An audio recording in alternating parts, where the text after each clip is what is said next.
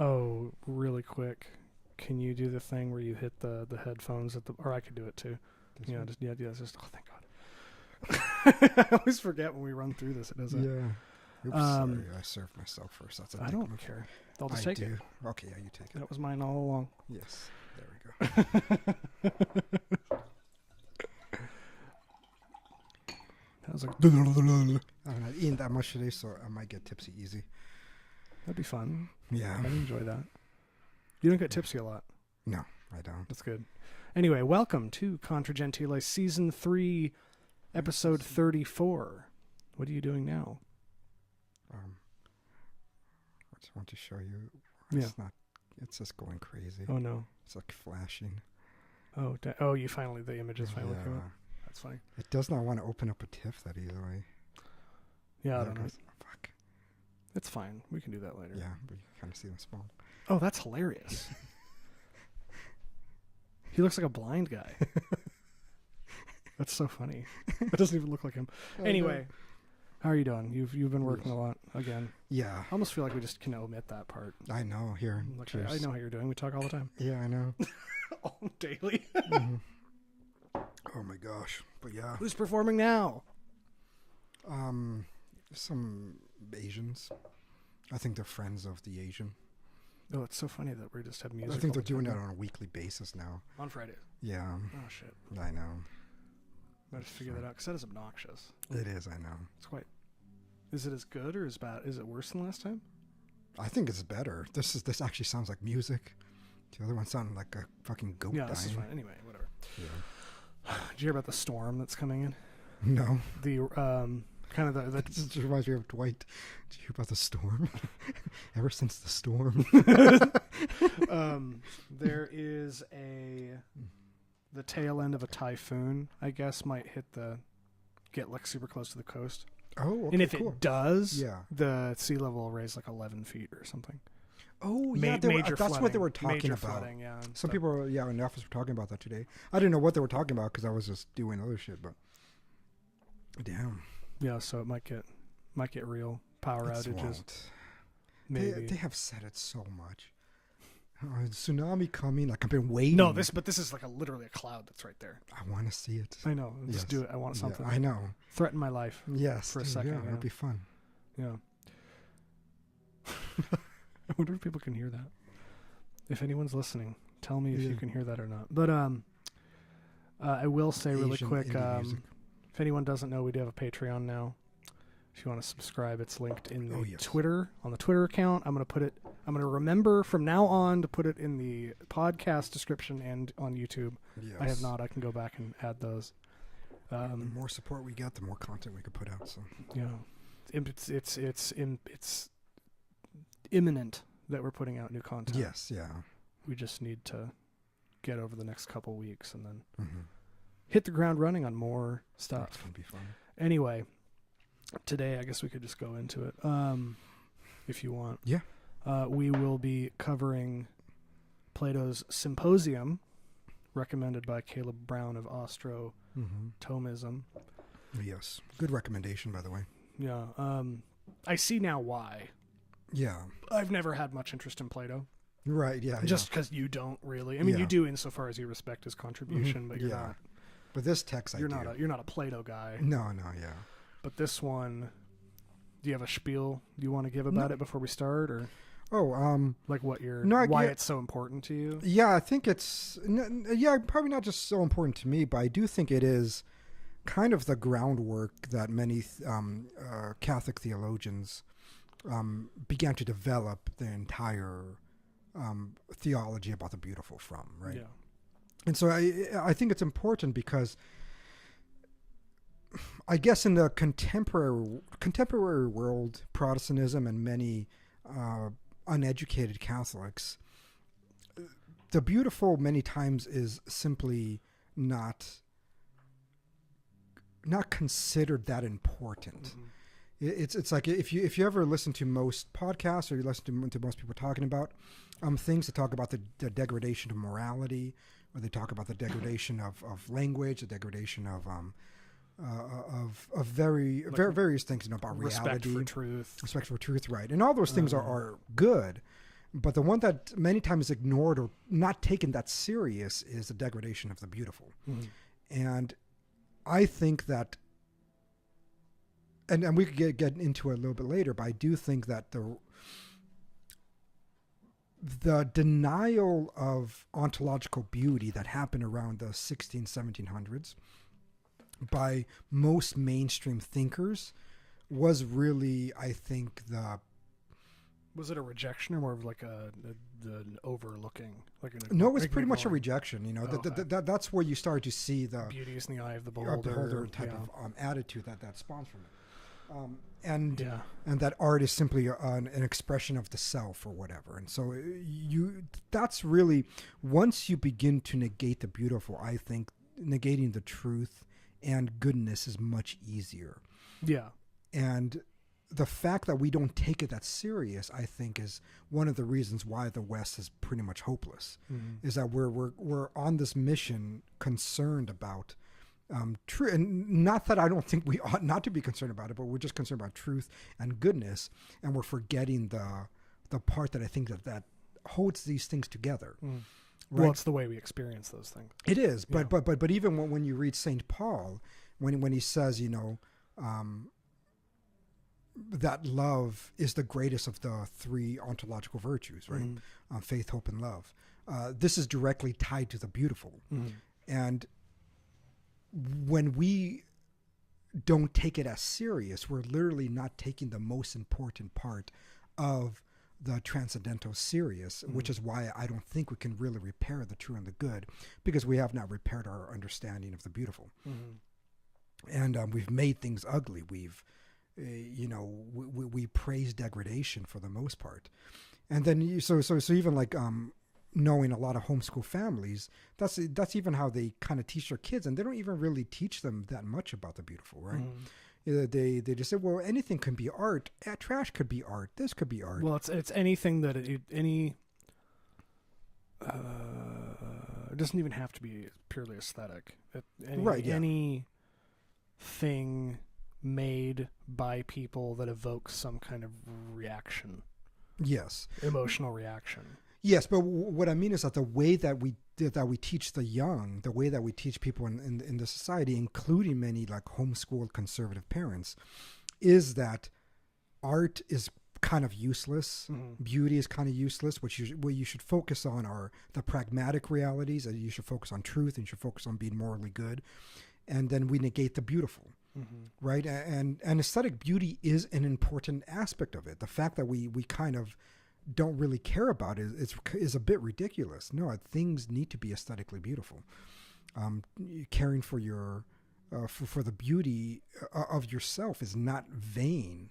We equivocate vanity with the beautiful. And it's like that's not vanity. That's simply recognizing the gifts that was given to you by God and rejoicing in the beautiful and adorning the beautiful with proper clothes, jewelry, makeup, and all that stuff is a good thing. That is something that is actually good for your life. And so I think that's why this text I find really important, because it does get into, at least in the erotic sense, the beautiful, and how important eroticism is for goodness, how important eroticism is for your, as Plato would say, for the form of the good, or what as a Catholic I would say, how important eroticism is to come to know God. And then the other aspect is that I find it interesting that this many times is used by many Protestants to say why Catholics are bad, because they think that we are listening too much to the pagans and they're a bunch of faggots. Yeah, and I think that's that's what the general consensus is by many of the Protestants that read this text. That's the only thing they walk away from. Man, boy, love. Oh, pederasty. Yeah. Well, Plato was a pederast, wasn't he? Not that I'm aware of. Oh, I thought he was. Yeah, he. I don't think there's anything written about him. Oh, engaging at the time. Yeah, engaging and stuff like that. Okay. Yeah. Sorry, I was just making sure I knew who everybody in this was. Yeah. Because I know, obviously, none of the characters in this actually all had that conversation literally. Like it's an narrative. It's an allegory. Yeah. But I guess should we just kind of So I could let me where's my copy of it? Wherever it went. It's in here. I just wanted to get the name. It's like it starts. My God, there's so much introduction. It's so short. Yeah, is it Apollodorus? Is how you say that? I would have to look at it. Yeah. So just for the listeners, I didn't reread this. No, you've read it an incredible amount of times. Yeah. So, but you've taught it. Yeah. But it starts with Apollodorus is approached by I don't know who. I don't remember the names, but he's approached by someone on the path to somewhere and is asked about this conversation he heard happened. He heard that Apollodorus was there. He wasn't there.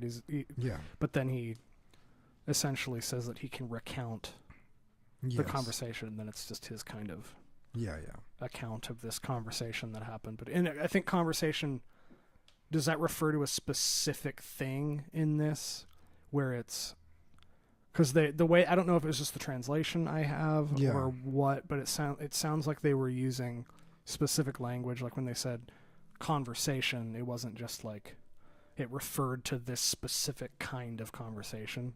I don't know if you know anything about that, about translation and stuff. But again, I don't remember. I think it was like Agathon and Socrates were going to this party. The symposium, Yeah, the symposium. Yeah. They're going to this party at or is it Agathon? I don't know who's where. I don't know who owns what. So maybe what you're trying to get at is the idea of what the symposium is, because when I'm trying to like set the stage for it because it is a narrative. Yeah, because I don't remember who because the symposium. I'm sure some of the listeners, many of the listeners know, but maybe a lot of them don't. Yeah. But a symposium is when you have a specific topic at hand. Yeah. And so you go and you gather, and it's men that gather. It's not going to be the women because they're not intelligent enough to gather in this. But it's the men that gather. Yeah. And then you discuss a particular topic. Yeah. But what's interesting about it, as we're going to get to it, is that women aren't involved in this, but Socrates is referring to what a woman says, which is going to be, quite interesting. Oh. You good? Well, rude. No, the audio's fine. What? No, that's fine. It's fine. Okay. I heard it. The audio's fine. I think people are having issues with the stream being weird again. But it sounds fine on my end. That means someone's having a specific issue. Oh, yeah. I don't know why that happens. I don't know. We should figure that out. But anyway. Their internet connection, maybe. But it's essentially, they're all, after a conversation about how much they all want to drink, because apparently they're all hungover from a party the night before. Yes, yeah. They sit down and, like, reclined they...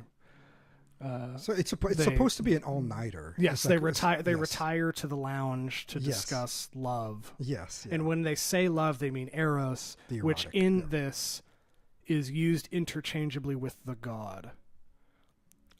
It's when they say love, they could be referring to Eros the god or Cupid.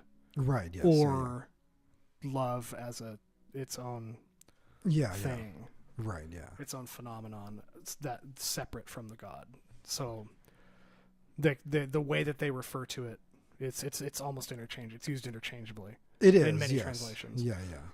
No, it is. But I think what's important to keep in mind is what they're talking about is erotic sense of love. Yeah. They're not talking about filial. They're not talking about friendship. Yeah, they're talking about Yeah, it's going to be about eroticism. Yeah.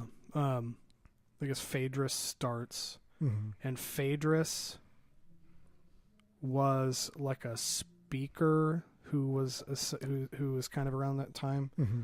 I don't remember. I don't really know much about most of the characters are real people. Right, yes. Who were not necessarily acquainted with one another. They're just kind of archetypal of a view and then used for a dialogue. Yeah. But Phaedrus was like a speaker, like a public speaker or something. Right. In the time period, and he described love as a sacrificial act. Mm-hmm. And essentially just, gave examples of sacrifice. Yes, yeah. Which I don't know how much that is a foundation for the idea of love as a sacrificial act in the West generally. Because obviously we'll get to a part later that's quite obviously foundational to many like Catholic concepts of beauty and love. Yeah. But I don't, for that specific, like love as an act of sacrifice, I feel like is pretty universal, and I don't necessarily know if it's that. It was kind of short, and it was well written, but it wasn't necessarily the punchline for the whole thing. So I don't know if there's anything you have to say about it. Yeah, I mean, just like most of Plato's texts when he's writing in the dialogue, the narrative of Socrates, that many of these instances of what they're talking about with Eros are going to be types of eroticism, or I think aspects of eroticism, but not really eroticism itself. And so it isn't as if any of these particular people are saying anything necessarily wrong. No, none of them are, but none of them are saying enough. Yes, they're not saying enough. They're just giving examples of what eroticism is. Their interplay with each other is that they're adding something to the thing the person said before them. Yeah, yeah. So it's a nice build-up. Mm-hmm. And like Phaedrus is talking about men going off to war to sacrifice themselves, or like sacrifice of parent for child, sacrifice of parent for parent in rejection of the child. They're like how love, like erotic love, can drive you to be insanely self-sacrificial in service of the person you love, and for its own sake. And then Pausanias, he then posits that there are two kinds of love, that there he says there are two Aphrodites. Yeah. And I couldn't tell you what those were. One is purer than the other or something. I don't really, it's some Greek mythology stuff that I'm not familiar with, but essentially he articulates that love is in the orientation of an act towards the good. Yes, yeah. That there are two kinds of eros. One can, or not necessarily, eros can be either oriented towards the good or the evil, and it's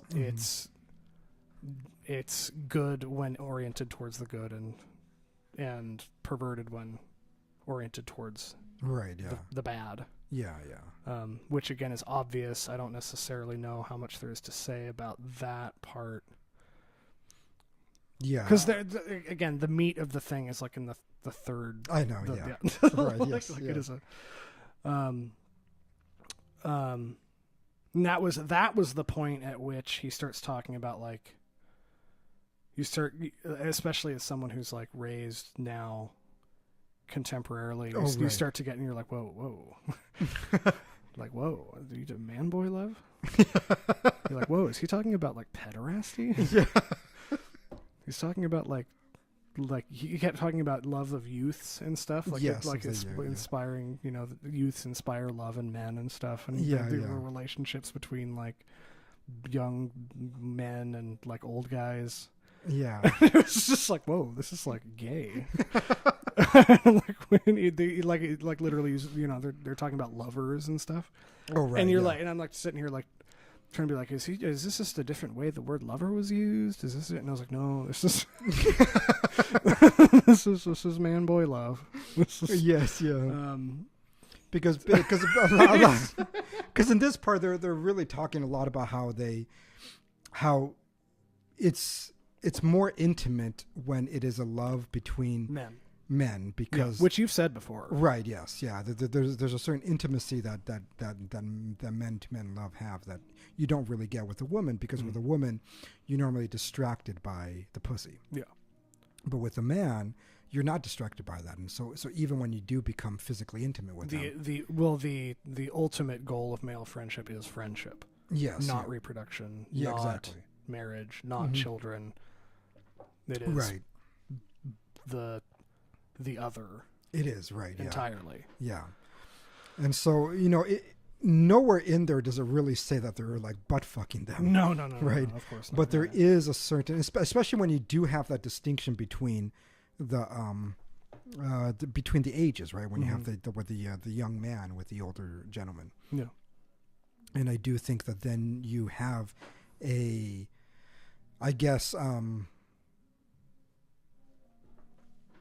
reality that you do see within the sodomite culture where this turns into butt fucking. This turns into like the man sodomizing the young man. But I don't think it necessarily is that. And it doesn't anywhere explicitly say that was what was occurring. Right, yes. But it does say that it is intimate. It does say that it is erotic. Because there is a certain eroticism with that, with when you have the young man and the older gentleman. I don't think that's disputable, and that just exists there. Mm-hmm. Even when it's like a father and son type of thing, that part exists there, and so you don't have to pervert that. I don't think they're necessarily talking about perverted reality. Yeah. They're just talking about the intimacy and the eroticism that exists between those two. Because what do you mean by eroticism? Is that there is a sexual connotation to it, meaning that there's an adoration of the form, like the young man's physique. Okay. So you're not using the word sexual literally in the act of sex. Yes, yeah. Okay, so what do you? But there is an appreciation for the physique of the young man, that I think that it just kind of exists there. Yeah. Well, everyone knows that. Right. Yeah. And so there isn't. I don't think that when somebody's honest about this, and that's what I like about this text, that it's just blatant and it's honest, right? Well, even it was just culturally known. Yes, right. It was more easily accepted. Well, it just was the case. It wasn't even just it didn't need to be accepted. It just was. Yes. There wasn't any convincing on the end, on Plato's end, that this was normal. Yes, exactly. Yeah. Yeah, because that's almost what it takes. Yes, it does, because I do think you have to teach them to not do that. Not to do that, right? And it just reminds me of stories that my dad would say, right? Mm-hmm. And I do think much of the Western world has adopted more of the American attitude towards those things. Yeah, unfortunately, but like in the 1940s, 50s, when my dad was in Peru, it was normal for young men to like just be super touchy. Just be super touchy, right? I know in Italy it was still that way. Me being over there is like my friend just would. I mean, all the Latinos I know are just super handsy. Yes, yeah, they are. Yeah. And so it doesn't mean anything, but it is like you compliment a young man when they're like built well. Of course. When they have like the strong muscles, you like touch it, you feel it. Yeah. And there is a sense of yeah, dude. Yes. Yeah. It's like there's an eroticism there that you can't really. You don't start like fingering him or something. Exactly. Yeah. It isn't a now I must butt fuck but there is an adoration for it. There is a love. There's an attraction. Yeah, the proper male form. Yeah. Of the masculine form, and so that's kind of I think what they're getting at. Mm-hmm. But we don't talk about that in the U.S. It's like everybody shies away from it. It's like, no, I don't think that. It's like, well, of course you do, right? It's a thing that I normally say to people. It's like, well, every man finds other men attractive. Yeah. If they didn't, they would never be jealous because they honestly would be clueless. Mm-hmm. Like the reason why a guy gets jealous if they can recognize the attractiveness of a man, is that they see a guy that's attractive and they're like, oh fuck, she wants to fuck him, doesn't she? why do you think that? Because in your head you're like, that guy's fuckable. That is what you're thinking. But if there's this potato-shaped man that comes to talk to them, you don't really give a shit. Yeah. You're like, whatever, nothing's going to happen because he's not fuckable. And so you're recognizing the fuckability of a man because you recognize the erotic nature of what he represents. Yeah, of course. And so there's even though we don't talk about it, I think that every American can understand what that is. Of course. And so the difference that you find with the Greeks and what we find with a lot of the Greco-Roman world in general was that they don't have that forced teaching that makes you block that. Yeah. Because that's a learned behavior, and of course, and sodomizing men is a learned behavior. Yes. Well, sodomizing men is a learned behavior, but Yeah. what I mean is that not forcing yourself not to recognize the of erotic course, male figure is Yeah. a taught behavior. Mhm. It's like you teach the young not to do that, right? Mhm. And so then their peers teach them that. It's like, oh, you're a fucking faggot, you gay or something. And so he's like, oh shit, I don't want to be a fag. And so then they start restraining themselves from acting in accordance to ordinary, I think, male behavior that I think we talked about on another episode. But like I like that the real narrative of that battle. What was that movie 300 was based off of? Oh, the Sparta something. Yeah, Sparta Battle of Something. Philoppolis, whatever. Philoppolis. Let's make up Greek. Yeah, just Greek words. But I could look it up, but it's more entertaining for the audience if we don't. Yeah, so for the Battle of Philonicus. No, but in that battle they didn't do that in the movie. But the real narrative was that they were bathing each other and braiding their hair. Right, and so that's what the Spartan soldiers were doing, because they had longer hair, so they were braiding their hair, and it was in that moment that the enemy attacked them, because they were vulnerable. They were naked, bathing and braiding each other's hair. Baiting, yeah, baiting it. Yeah, but and so that's for them. And for the majority, I think, of the world, for the most part in history, that was not considered gay. That was not considered, something. Well, gay wasn't a thing. Though. Right, yeah, that wasn't considered disordered. That just ordered behavior. Even like, if you watch like really good sports teams now, they do they're very handsy. Yeah, they are. Especially most places in the world. Like, obviously American teams are a little less so. Yeah. Like, you watch any soccer team from South America, Central America, Africa, even Asia. Yeah. Like, Korean men are extremely handsy. Yes, yeah. It's like disorientingly so. Yeah. But it's normal behavior to be touchy with other men. Yes. And so in this text, I think what they're getting at is that sense of love, that sense of eroticism with the two men is actually greater than the eroticism that you get with man and woman or man with substances. I do think they get into a little bit of like substances and food and everything. That there's a greater nature with two men in that situation. They don't really get whether with two women it is, but I'm assuming because of the similar natures. I think they said woman and woman. Do they say that? Yeah, I don't remember. I don't. Like, it was Diotima, the woman. Yeah. The woman said that in her thing, I think. Yeah. Which made me go, ooh. Yeah. Because lesbians gross me out, but yes, it's obviously not lesbians. No, it isn't. Yeah. Obviously, but culturally, even the image. Yes. Like, but culturally, women are still allowed to behave that way. Oh, of course. Like, it's they're normal. Like kissing each other for pictures and stuff. Yeah, like women are allowed to just be in dressing rooms with each other, trying each other's clothes, commenting on their boobs. It's like, oh my, they look so good. You look so hot and sexy. It's like women can do that to each other. You. Yeah. Whoa. But guys aren't. It's like, well, what up, bro? Yeah. Are you okay? No, I shouldn't ask how the audio is doing.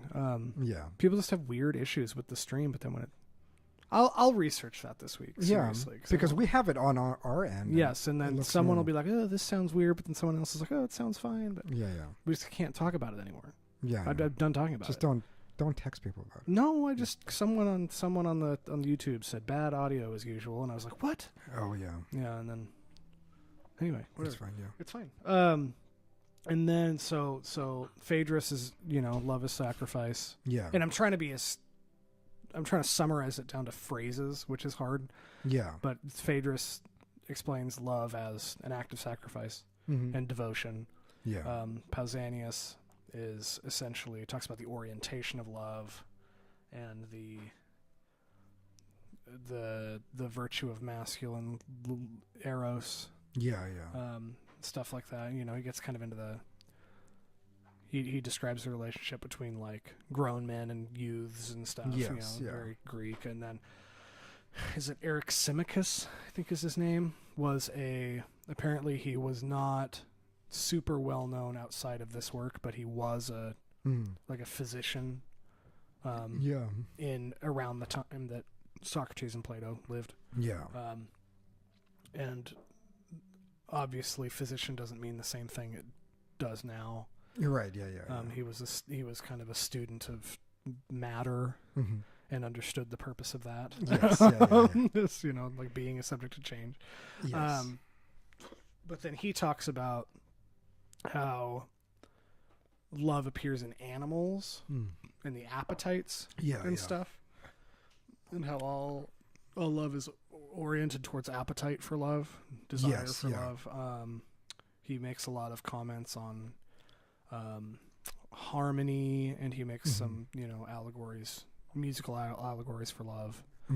And he talks about how his job as a physician is to regulate taste and make sure that tastes are oriented properly. Right. Yes. But it ultimately, to me, when I was reading it, struck me as a very utilitarian. It was kind of the utility of love. Yes. Yeah. And the result of it, which is obviously, if he's a physician, I feel like I'm justified in interpreting that, and I don't think that that's wrong. I think that because those parts are true. They are true. But the appetitive nature of love does exist there as well as the utility of it. And it was kind of his speech was about both the utility of love and how it presents itself in and I do think that part is important. I think many, probably I and or you, get misinterpreted or misunderstood as being anti-utility. Like I'm not anti-utility, right? It's things have utility. Yes, ideas have results. They have consequences. They do. Yes, But it's that when you make utility the end goal of something is when you make the utility of a thing the arbiter of its truth, value is wrong.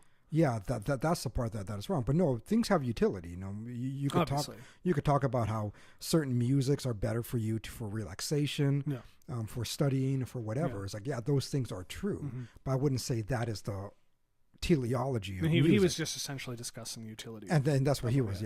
Which he's a physician, and that would be right. That's what he's a master at.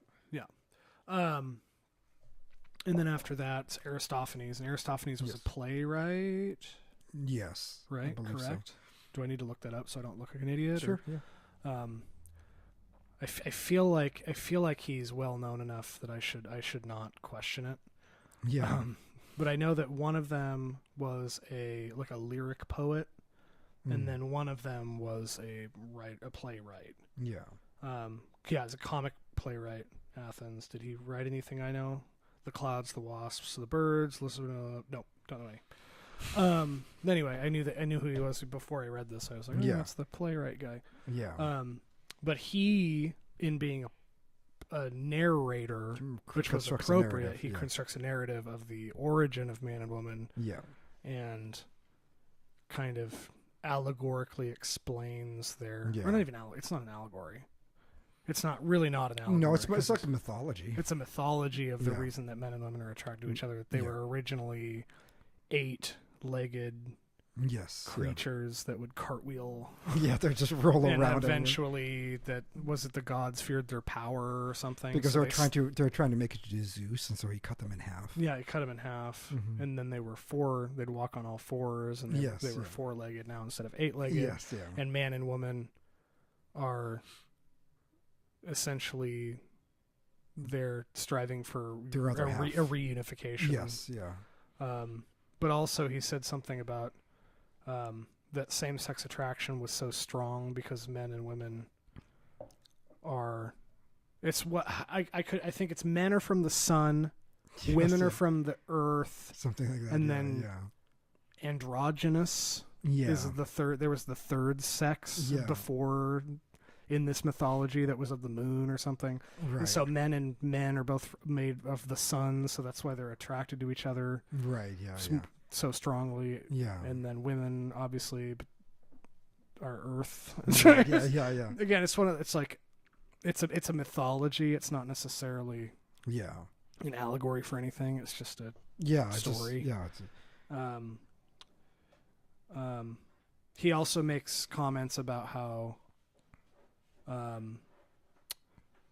men who do not have the inclination towards women achieve greater heights of success than men who are concerned with women, which is something you've said many, many times. That, you know, that the contemporary homosexual, quote unquote, is actually just a hyper intelligent, hyper aesthetic, which is why I do think sodomy is one of the greatest evils that was presented to the world, because it distracts. Now men have that distraction. Yes, yeah.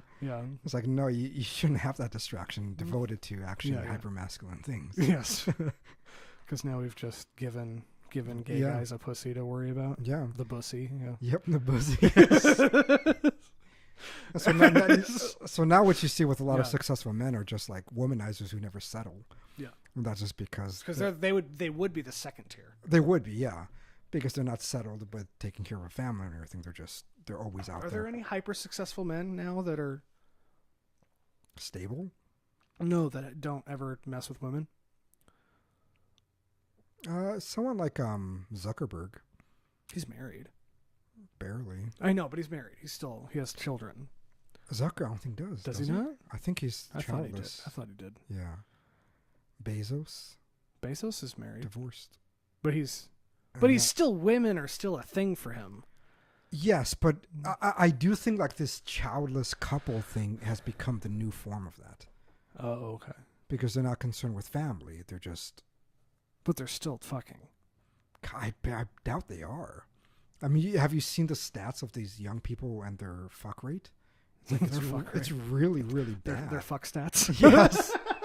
They don't. Yeah. They don't, like, ever. No, but no one does. It's not just... I guess that's true, yeah. Yeah, it's not just... But I do think that there's still, like, the ones who are concerned with family and have large family, they still tend not to be of the upper echelon of people. Mm-hmm. Is normally the ones who aren't really concerned with that, or they're just womanizers. Even if they have a lot of kids like Trump, but he still had multiple women with that. God bless his soul. So you think that in a different time period, he would never have been with women at all? No, I think he would have. But in a different time period, there would be more successful men than him who just had no interest in women at all. They're just too busy butt fucking. Yes, yeah. Okay. Now the sodomite is like one of the worst. Okay. It's that they're just like... Yeah. Because so many of them... Because they're all like hyper intelligent. I know, yeah. But many of them are just so concerned with it is that they're just... too much drugs. The 1970s, STDs. 60s, STDs, like constant orgies, getting monkeypox. It's like now they've become... We've convinced them that they must be sexual in some way. Mm-hmm. And so the only way that they are sexual is to be with the same... Because they can't stand women. Yeah, because they can't stand women. It's not because they like men, it's because they can't stand women. Yes, yeah. Okay. And I think we've convinced them that. Yeah. Which is retarded. Because when you talk, when they talk about like the erotic, masculine love for the masculine, like I when they're talking about that, I'm like, oh yeah, I know that. Yes, yeah, exactly, yeah. Like that's what when sodomite is like, obviously it's like a bit at this point. It is, yeah. It's not really my thing. Yeah, I know. But when like masculine companionship is like my favorite thing in the world. Yes, yeah. That's number one. It is, yeah. Because there's like really intimate masculine companionship and friendship is like... Yeah. No, that's why greatly intelligent people like the Dominican people, they're just all with men. Yeah. And it's like that is... that breeds greater conversation, that breeds greater intelligence, and it's a unification of a mind that you can't get when you're married to a woman. You just can't. Because you're responsible for doing it. Yes, you're responsible for your the life children. is about something else now. Yes, and which is not necessarily lesser in a sacramental way. Right. Yeah. It's hard for me to say. Well, actually, Diotima disagrees with that, so I think maybe I should. Maybe I think I was just thinking out loud. Yeah, I'm disagreeing with what I just said. I do think that. Well, it's obviously necessary. Yes, that men reproduce. Yes. How can I put this? I don't think in the broad sense one is better than the other, but I do think in a particular sense there is greater virtue that does arise from brotherly love that does arise from like the eroticism between monks and and these orders that would not have, like an Aquinas could not have existed if he had to have taken care of 10 kids and a woman. Yeah. Like that could not have had happened. There's no way. The only reason why it did exist is because of his the devotion that his life had. And so yes and no. I do think in a particular sense you can't say that Aquinas' work is fundamentally greater than human life. It's like when you're married, you're literally producing life, right? His legacy is greater. But yeah, his known conscious legacy is greater. Yes, yeah. There's something than there everyone else who's ever just had children. Exactly, yeah. So it depends on what you mean by important. It does, yeah. So in a particular sense, I think it is, but then in other ways it isn't. So it's I think that part is a bit muddy. Yeah. You know. So he offers a mythology of unity between man and woman and people and erotic love and stuff. And then they convince Agathon to speak, and he was a lyric poet. Yeah. Which essentially means like a proto singer. Yeah, basically like a musician artist type. What's the muse of lyric poetry? I'm not gonna not Euripides. I don't remember. My mom made me learn all the muses. She had like did she? Posters of all the muses in her. Oh, that's awesome! Yeah, in her classroom and stuff. But yeah, Euripides, something. Anyway, he kind of starts out by saying that everybody explained the effects of love. Yep. And the efficient cause of love, and like how love came to be, and how you love, but not what love is. And he essentially just gives an oration about how love is the cause of everything that is good. Yes, yeah. I don't remember any specific lines or anything. It was probably the most literarily beautiful portion. Yeah. But I don't necessarily know. There's nothing I remember of it. Yeah. Specifically, that was essentially just a poem about how love is the source of all that is good. He's at least starting to get closer to the nature of love in itself, right? As opposed to just talking about particular instances of love or how it manifests within the world, but like what is love itself? What is eroticism itself? And so I think this is like getting more to the precursor of what Socrates is going to start talking about. What I actually really liked was when when Socrates first starts speaking, he essentially is like a catty bitch. Yeah. And says like, "Oh, I didn't know we were talking about that. I didn't know we weren't talking about love, and we were just talking about things that happen when you love." He's always a catty bitch. he's like, if that's what we're doing, you'll have to excuse me. I'm going to sit this one out. Yeah. And then they're like, no, talk about whatever you want. And he's like, okay. So he just starts like interrogating Agathon. Yes. Yeah. As he does always. And then he starts it with like, is love of something or of nothing? Yeah. And essentially, trying to think of how to explain what that means. Is love the product of something or the producer of something? When he says, is it of something or of nothing? Right. Yeah. I don't know if you remember that specifically or what argument. No. Yeah. I think that's kind of like, is love a first principle kind of deal, right? Or is it a consequence something that exists and a consequence of something? Yeah. Then he asks, does it desire and possess? Yeah. And it's love is desiring what one doesn't have, and this is eros, is desiring what one doesn't have. because something, Agathon says something about like love of beauty brings order in society, or love of beauty brings order. Yeah. And Socrates walks him through this. If love is of something, if eros is the product of something, and it has an object, and the object is currently lacking, and love desires beauty in the way described by Agathon, love desires beauty but does not possess it, therefore love is not beautiful. And he does this whole like, and he's like, would you call love not beautiful? Yes, and then Agathon's like, oh, I guess I didn't know what you were saying. Socrates is like, I guess not. Like, have you not read too many texts? No. He's always like this. yes. It's good. It's good. It is. Yeah. Again, I don't read, so I don't. Yeah. I was like, oof. Yeah. This is his mode. It's good. Yeah. Yeah. I feel like I relate to that. I feel like I get it when he was like, wow, is that how I talk to people? Yeah. Is that how I talk when I argue with people? But then he says something like to discuss love, wants to recount his conversation he had with Diotima, who I guess was a character in this, who it's unknown if she was actually a person or not. Right. She's an oracle, I believe she is. Is she? She's either an oracle or a wise woman that's... I don't know if she was an oracle. Yeah. I don't think she was an oracle. She was an oracle? I don't think so. Yeah, But it's a conversation. He recounts a conversation he had between this woman and him, and I thought it was interesting that the woman was more correct than he was. He learned from a woman. Yeah.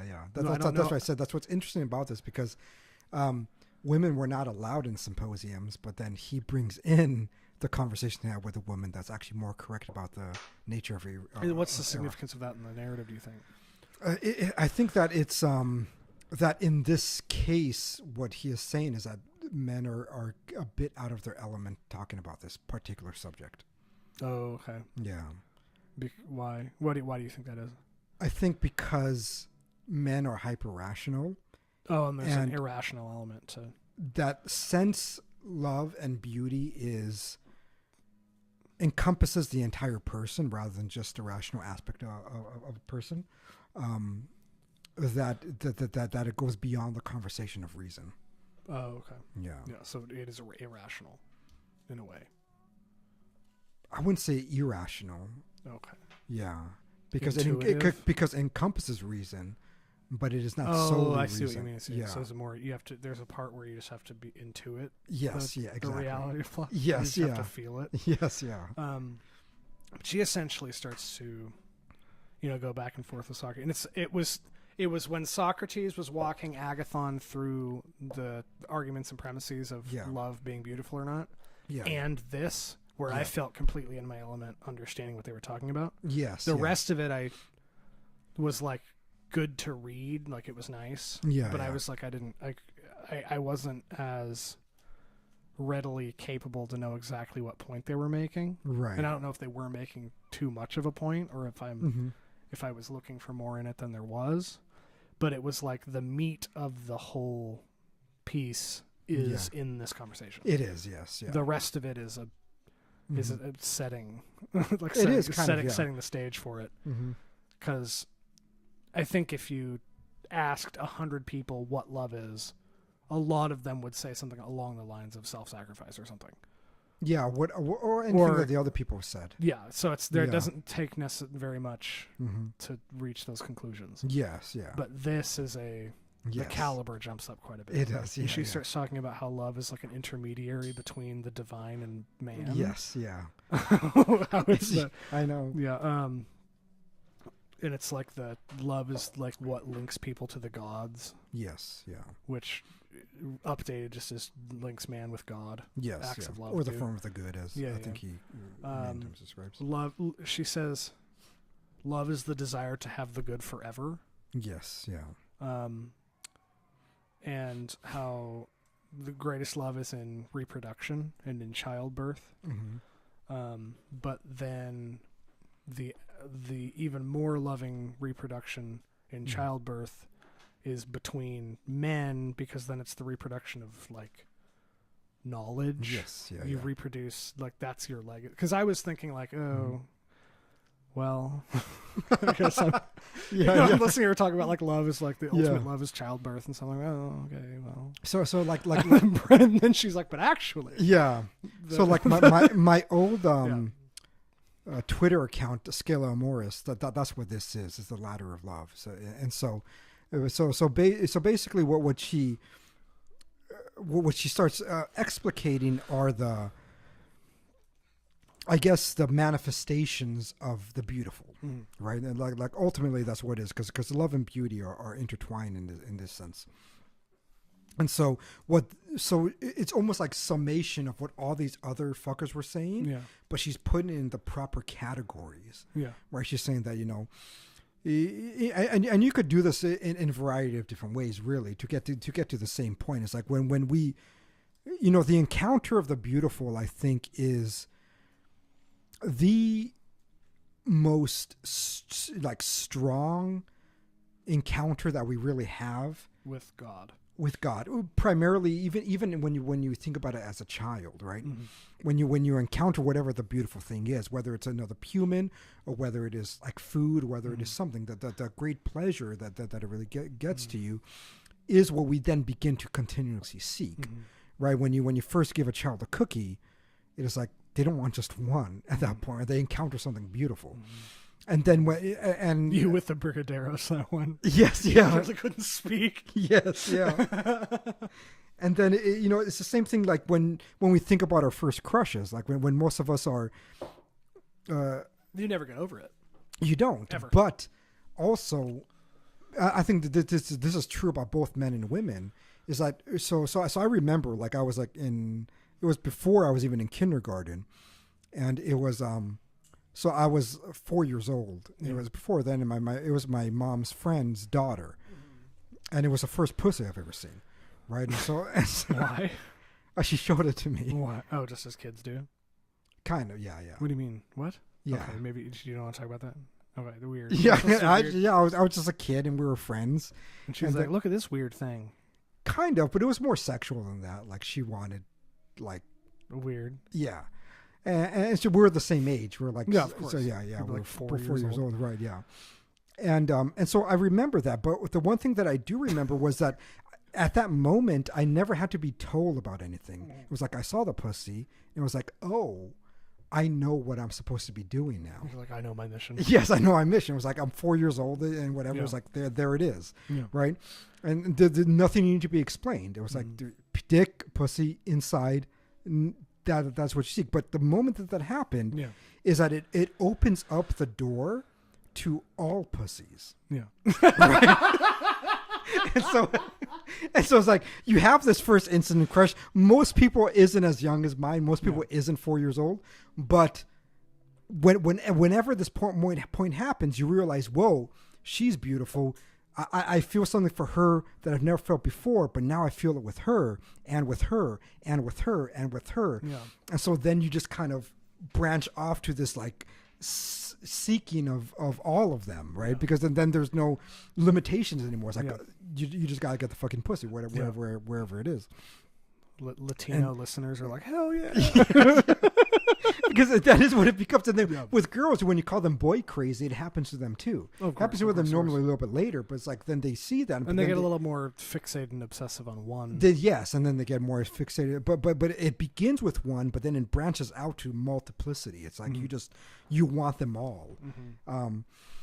And so that's what she's talking about when it talks about with the man and the woman, and then it settles to what she calls like the beautiful soul, and so you begin to discriminate by something beyond just the physical traits. It isn't just you want this or that body, because then you want all bodies, but then you want the soul. You connect with the beautiful soul. And then from there, you could bear children and you could do whatever. But then she says that still is that's only one step of the ladder of love. That's one step of the ladder of the beautiful. Because then she talks about reproduction through marriage and children. Yep. And then she talks about you talking about the beautiful soul and stuff. Yes. And how great male quote unquote lovers achieve greater levels of success than people who who aren't male lovers, essentially. Yes. But then the last part is what I think the sentence in my is in the translation was contemplating beauty itself is the most desirable life. Yeah. I was like, beatific vision. Yes. Yeah. She talks about being in the constant presence of pure beauty in and of itself is the ultimate. Yes. Yeah. It is the top of that ladder. Yeah. Because each one of these points you towards the beautiful itself. Like the reason why we recognize all the beautiful women after recognizing the one beautiful woman, and then you want all the pussies, is because you then recognize a universal principle. Is that it first it manifests itself in one particular person at first, but then you see the form of the beautiful woman. I'm trying to think what the first, because I obviously never had that. I don't know what it is about men who don't have that, see a naked woman and zing, it just happens and they know. I just was like, ooh. Yeah. Oh, ooh. Right. I never had that thing for women ever. Yeah, that's unfortunate, but yeah. Well, is it? I don't know. We'll see what I do. We'll see what I do with that. I mean, that's true. I mean, in terms of the outcome, but not knowing that particular beauty. Yeah. There is. It's kind of like when one of my daughters who doesn't understand the beauty of food. Yeah. It's I find that unfortunate. She might, she might go on to do greater things, but the fact that she doesn't know what that's like, ever. Yeah. She could just forget to eat because she's just not concerned with it. She's dabbling with anorexia. Yes. Yeah. That's how I feel. She'll stay hot forever. Yeah, I know. She dabbles, of course, with anorexia forever. But that's how I think of sodomites. Is it's a bit unfortunate that you don't know this, because it is a force that is unlike most things experience. It's this pull towards it is I think one of the friends of the podcast, Jay, talks about it. It's this. It is his mediation towards God because it is that powerful. It's you see that. Well, he's also Argentinian. I know, yes. Proper human. Yeah. Well, yeah. I wonder if that's why South Americans make so few cardinals and popes, is they're too busy fucking. Literally, I wonder if that's it. Probably, yeah. Francis is a real weird Latino. I know he is, yes. It took them that long. Yeah. I think it's true about the Africans too. I know. Yeah. That's why so many popes have been German and Polish. I think most of them were Italians, though. Italian. Yeah, the majority of them. They're a middle ground. They are, yeah. They're not as bad as the South Americans. But that's all they got, dude. But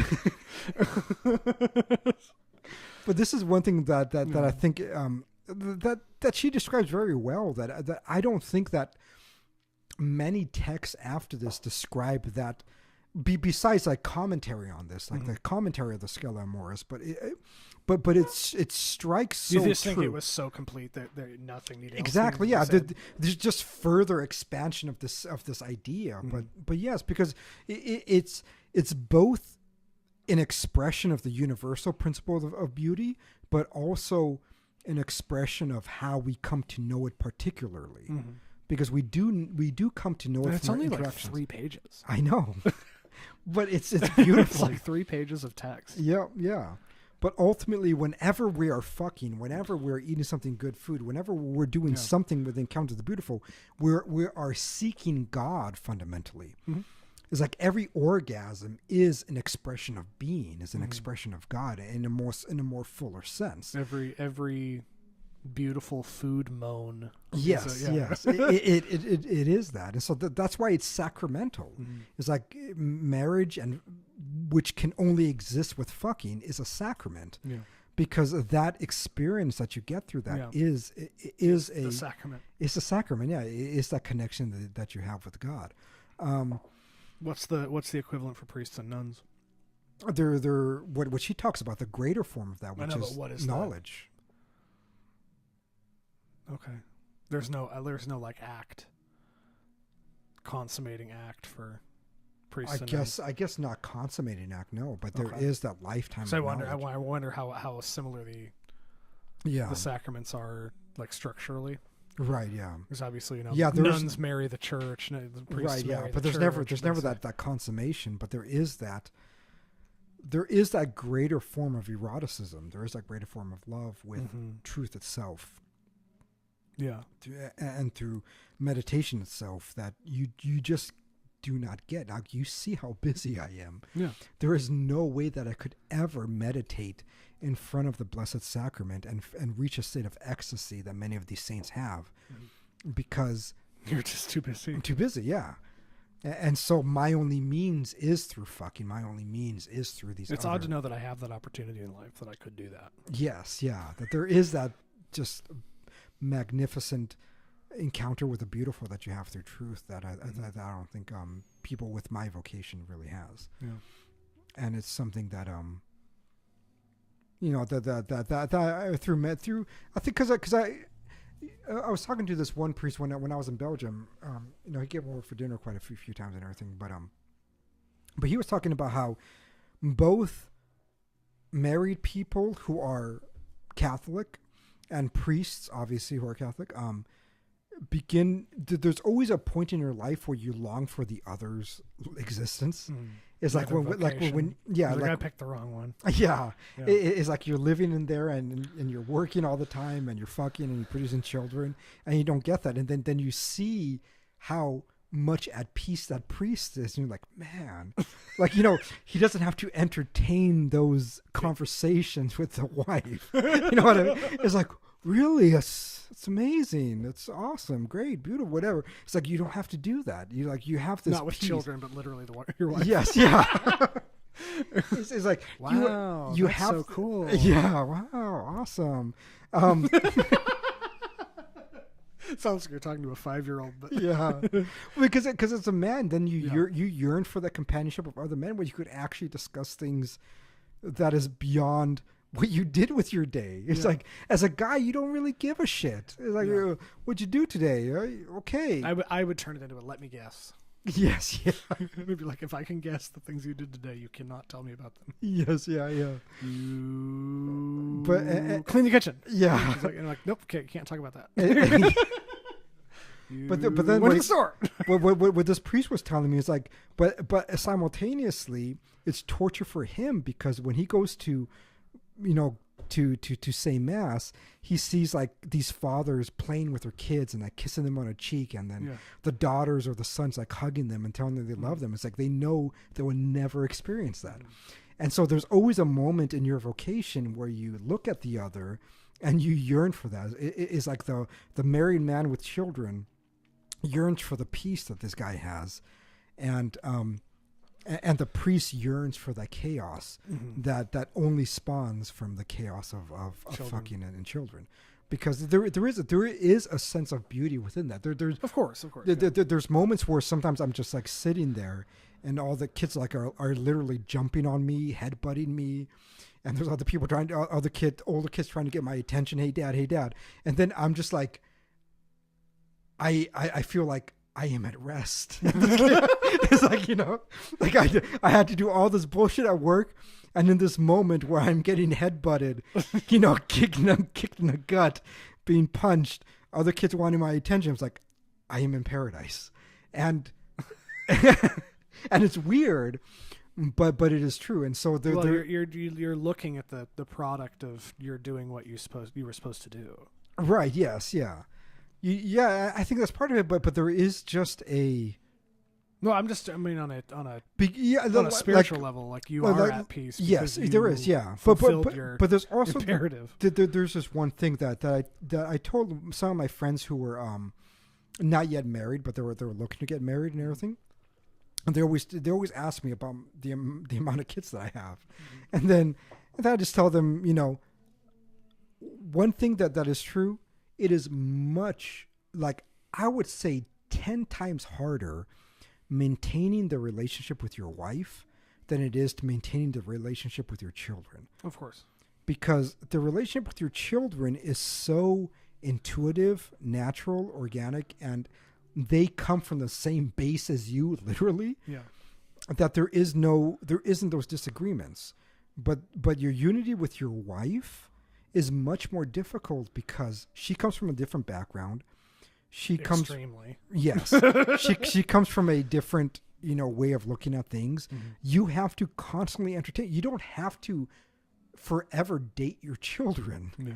Right? But then the woman, you have to forever accommodate a certain reality that you just are grown tired of with your kids. They're just happy if they're just there. Play cards with them one time. Yeah.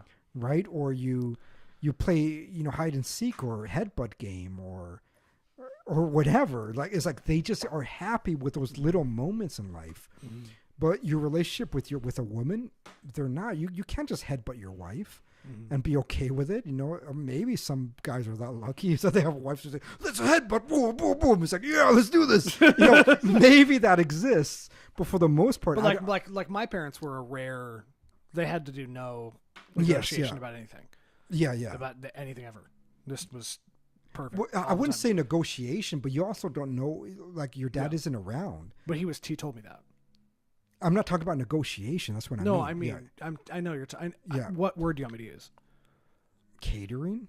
Yes, it's like you cater to the other person's emotion constantly. Yes, it's like you don't want to offend them. Mm-hmm. But he told me that he found that easier than most men find it.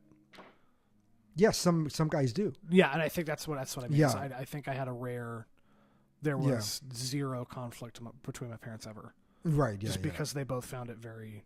I think they were just like above averagely suited for each other. Right. Yeah. Dispositionally. Yeah. But. Yeah, not like my parents. Definitely not. Oh, I know. Yeah. In a beautiful way, but. Yes. Yeah. In the end, when he was like dying and shitting on himself, she was there cleaning him up. Like there is a beauty there, but yeah, in terms of suited for one another, no. It's like no. But they're there until the end, and that's and that's all that matters. Yeah, that's all that doesn't matters. Matter how suited you once you're there, you're yes, yeah. Once you're married, that's it. Yes, that's what it is, and you accept the other person for their faults and their virtues, and that is life. But yeah, there's but I would still say there's more work in there. I would even argue. I don't know your parents, but I would still argue that there was more work that your father and mother had to do with each other than had to do with you. I was pretty bad. Even with you, pretty bad. I know. I'm just the simplicity is that you cannot. Yeah. I guess there's emancipation. I caused my mom way more emotional turmoil than my dad ever did. Yeah, and I'm not denying that. I think children can, and that's not what I'm talking about. What I'm talking about is that what it took for your father or your mother to love you is much less than what it takes for them to love each other. It's much more unconditional. Yes. Okay. It's just there. So you're not talking even just practically. You're talking. Yes. It's just there's nothing, like I tell my kids all the time, there's nothing that you can do honestly that's going to make me stop loving them. Mm-hmm. There really isn't. Mm-hmm. There's there's so much you could do for me to stop liking them. Yeah. But there's sometimes, when parents are honest with each other, they could say, yeah, my husband or my wife annoys the shit out of me. Mm-hmm. And they just say that. And so, but they can't just constantly live that way. Yeah, but when you say that part, my parents didn't. Yes, that part. But I would say like the effort and the work that goes into what it gives to parent is magnitudely different than what it is to give to a marriage. Yeah. Like there is. No, I think you're right. I think the point for me is that I grew up in an abnormal. I would say even in your case, I would argue that what it took for your father to love you was it's fundamentally different than what it took to love his but when wife. You say that they annoy the shit out of each other part, that part doesn't apply. That part doesn't have to exist. Yeah, but it's still the effort is different. Yes. Like there is a will that you give unto that. I think for some reason I keep latching onto like a hyperbole you make. Right. Exactly. Like, wait, and you're like, wait, no, that was yeah. No, I understand. And so I don't know, like there is something there, but then the chaos for the children, and this is why I think married couples that choose to have no kids, they always stay in a polite phase. I don't know if you ever been around a couple that chooses to not have kids, and they've been together like for many. 5. So, yeah, they're just constantly. There's a walking on eggshell thing. Constantly. They're just polite to each other all the fucking time, and it's because they. And I watch you and Amanda interact. And I'm like, whoa. Yeah. Amanda's an asshole. Of course, that's why she and I get along. But like, damn. I know, yeah. But that's because there is a certain beauty to the chaos that children brings to the life that you just. But I also think with the presence of, at least in the contemporary world, there's the I guess the presence of the option to divorce with no fault keeps married couples from being as intimate I agree and honest as they should be. Because like when I watch you and Amanda interact sometimes, I'm like, they're obviously that's it for you guys. Sometimes you guys have interactions where I'm like, whoa. Yeah. Like, damn, you guys really are in it for the long haul. But you guys got nothing to lose. But I think that what you're talking about doesn't apply to all marriages with children now, because that's still, true. Yes, there's still the option of divorce. Like, women can leave the husband and take the kids thing. No, I agree with you. Yeah. Which is obviously unfortunate and not how it should be. But I know, but that's how. But I do think that does complicate the dynamic a bit in marriage now. Yeah, I think so. Yeah, because you have to be able to be comfortable with one another, and that's the thing, is like when you marry somebody, you're literally saying you're going to be with them for life, and why would you want to like hide things?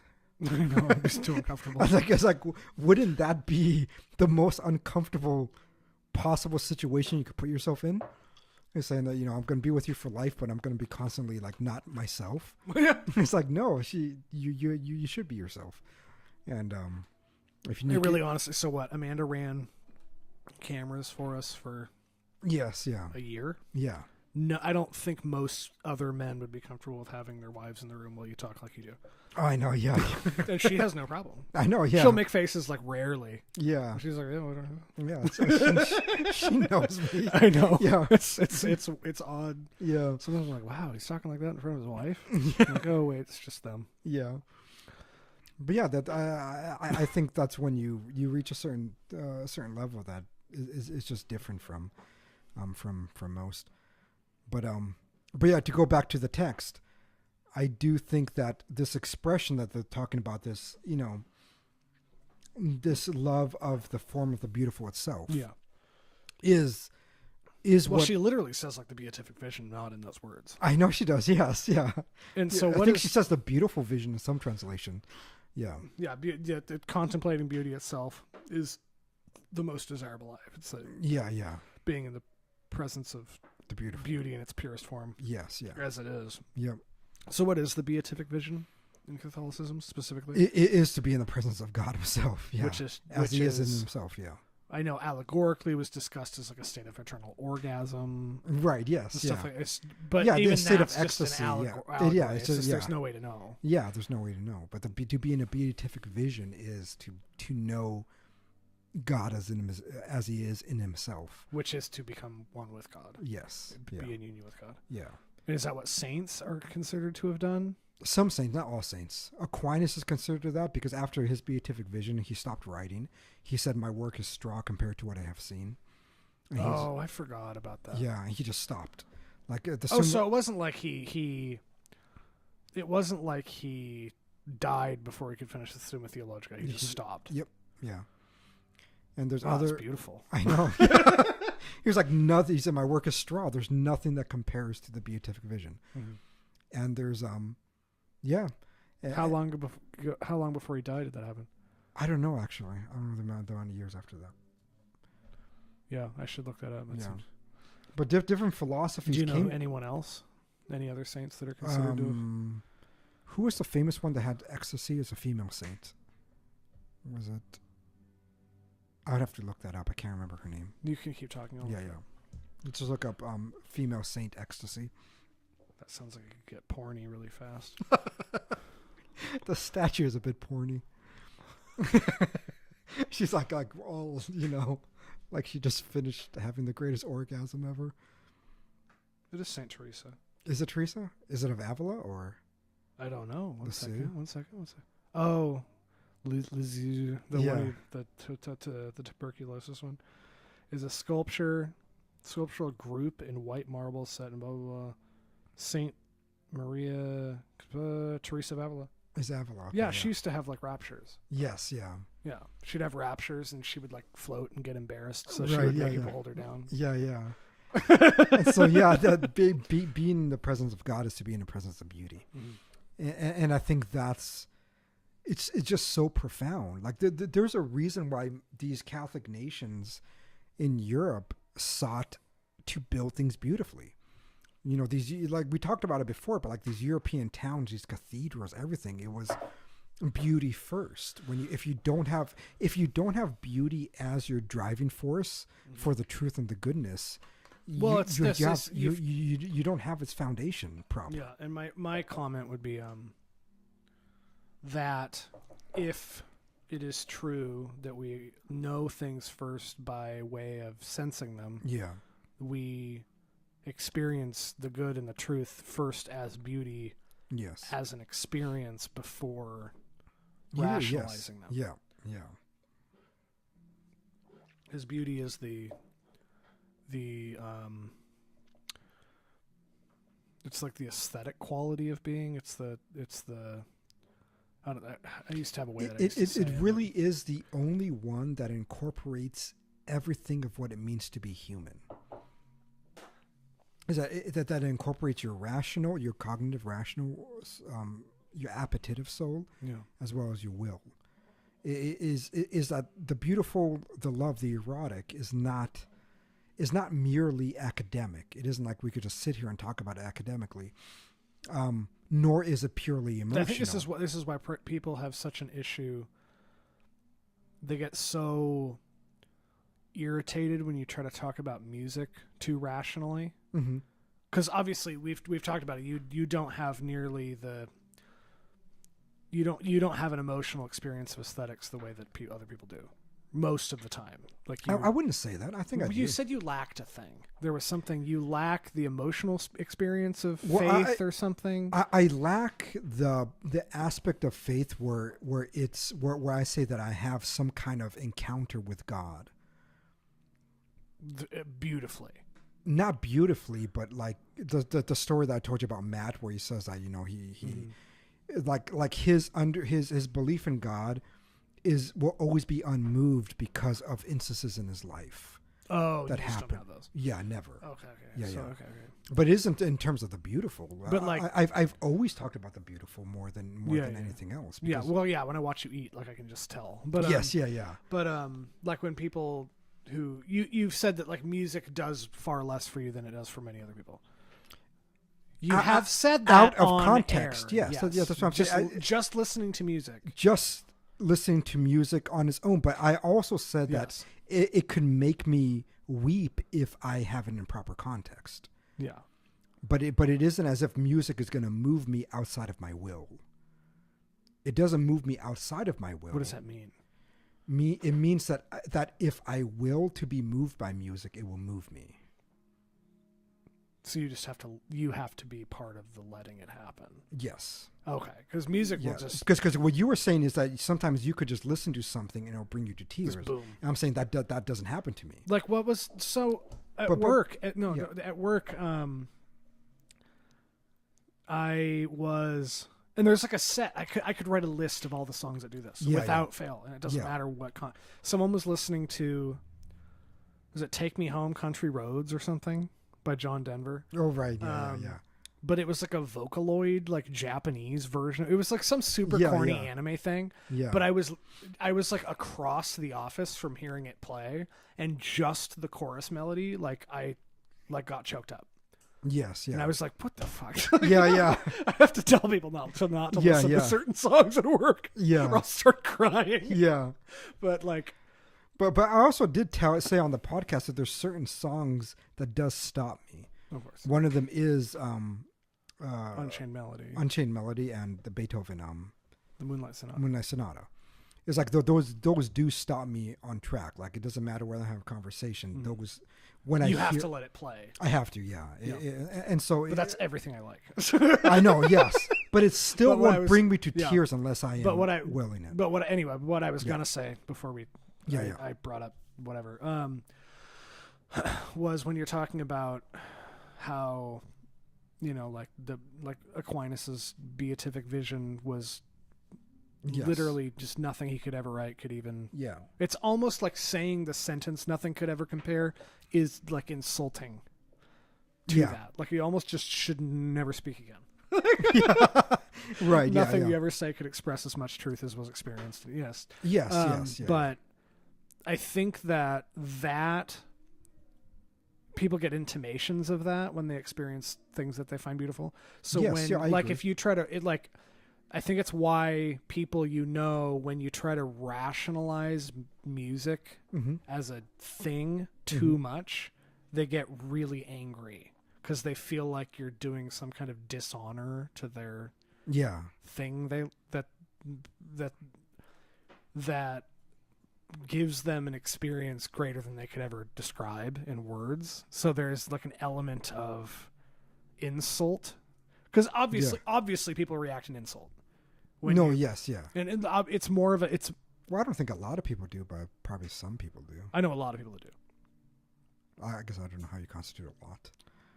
Because I've talked about most people I know. Because I've talked about it with many people, and my sister, my mom, many of my friends on Twitter, several of the people I work with, have worked with for years. Most people, if you start to rationalize their music too much, they get irritated. I would say there's I guess I wouldn't say a lot, but you could be right. There could be a lot or many that do get upset at that, but especially the men I know. But the problem is that what I think what she is saying, what Plato is saying in the end is that you can't negate reason from it though. Yeah. Because it is the one thing that. Well, it's the only reason you'd know it's happening is reason. It's incorporating reason. Yeah. So the encounter of the beautiful is not irrational. No, I'm not saying it is. Yeah, and so I don't think there's anything wrong with understanding the rationale behind music, whether something is beautiful or not. Because I do think that the anger that they get, and this might get into a different discussion that we don't have to get into, but we've talked about it at length already. I think the anger that they get is not because I rationalize music. I think the anger that they get is because I am attacking their identity. That's what they get mad at. It's the same reason why people get mad at with transgenderism and whatever. Is that the contemporary? But why does it become their identity? I think it becomes their identity because it's that which provides them the experience of the beautiful. I don't think for most of them that's the reason why. I think they latch onto it because they chose it. I think there are some that maybe do, but I think the majority of people that, especially like when we talked about your generation, that do it's like I don't know anybody born like from 1992, 93 to about 2002. For that to be the case, the people I know have to experience music differently than I do. Because the reason I would get irritated when someone starts to attack music I like is because I would be irritated if people started attacking music that brought me to tears. Yeah. Because it would just like on a gut level irritate me. Because it'd be just like, ooh, like, how dare you attack the thing that makes me experience God, it would just irritate me. So maybe everyone else experiences music differently. I wouldn't say everybody else does. Most people. But because again, I never actually attacked yours or anybody's music. No. The only thing I ever said was that people use it as for their identity. Yes. Yeah. And that they criticize other people's taste. Yes. As being inferior. That's all I ever said. Like I never sat there and be like, well, this song is worse than this one. All I was saying was that people construct an identity based on it. And just like anything else, just like transgenderism, sodomy, whatever it is, or like the trad caths, the moment that I point out that you are willing this for yourself, they get pissed at me. It's like, why do you get mad at me? Okay. Because all I am saying is that Because I never do that. I say your music is bad, and then they get mad. Right, yeah, because you heard me talk about it in the podcast. I've never, ever said your music is bad. I think not even once we even talked about the particular songs, because normally when we talk about the songs that we like, we kind of share in the same songs, I know, right? Like there is no difference in No, there. no. But the only thing I've ever argued was that I do think there's a hierarchy in music. No, I know. Yeah. And I do think certain genres belong in certain things, and that our taste can vary, and that I have no animosity towards somebody who just wants to listen to Lil Wayne or Lil Jon. I have none at all. Like, that's your taste, I guess. But the difference that I see with some people is that then they want to claim, no, what you're listening to is bad. It's like, I would say they're equal. That's always my take. Is like I listen to this, and the songs that I like is equal to what they like. But it is my taste, it is my preference, and that is their taste and their preference. Because they're not encompassing beauty in a greater sense. So I would say some music is. Like I talked about Beethoven, I think just objectively he encompasses romantic era. Yeah, the composition is greater than Lil Wayne or any kind of indie music that you kind of listen to now. It's like I think I look at them and I say, you guys belong in the same category. I like a lot of Ariana Grande songs. Yeah. I don't like her just because she's hot. I think she's a good singer. Yeah. Her hotness is a plus. But I also do think some of her music is like, yeah, it's pretty interesting. It's pretty catchy. Yeah. Like I could just, I could listen to that. And so there's a variation of music, and then I like that. I like some of Elvis songs. Oh, he's great. I mean, Elvis is great. Yeah. I love one of the albums I could listen to from beginning to end is that one from Sigur Rós. It's like I love that. Yeah. That's something that if I am by myself and I listen to, I can begin to cry, even though I don't know what the fuck they're saying because they made up their own language. Yeah. But I think the music is so beautiful. It's so random. It's beautiful, and I could just listen to it, and I love listening to that. I like one of the albums from I think it's called A Good Boy, from what's his name, Mike Posner. I don't know what that is. I think it's a good song. It's one of those rarities where a more modern album, you had to actually listen to the whole album because it's like one continuously long song. I think it's a great album. And so there's a variation from it, but what I have constant, and this is the only thing I've ever really said on the podcast, because we never even got to the music I like. Nobody even asked me, like you or Anne-Marie never even once asked me. No, what music do you like? I'm curious. Yeah, like but I think I've heard you say it. Yes, yeah, but at that time you didn't. Okay. It's like it never really came up. People just got upset by me claiming people are using music for their identity. Yeah. And they criticize others when I would say that the only variation between those two types of music is taste, not necessarily the beautiful manifesting upon it for them personally. Well, what about people who like the traditional Latin Mass? You don't think that they identify that because it's beautiful? No, they do. That's why I said trad Catholics as well. Yes, but you think they're willing that in some capacity. It's not necessarily. I think I never say all, but I do think there's many that do, because they constructed an identity out of it. Okay. It's their I guess, sorry. I'm listening to the applause over there. Yeah. Does the fact that the thing they latched onto does the fact that they latched onto something that makes them experience beauty in a way they know in little else matter? Is that significant to why they choose that thing, or is it arbitrary?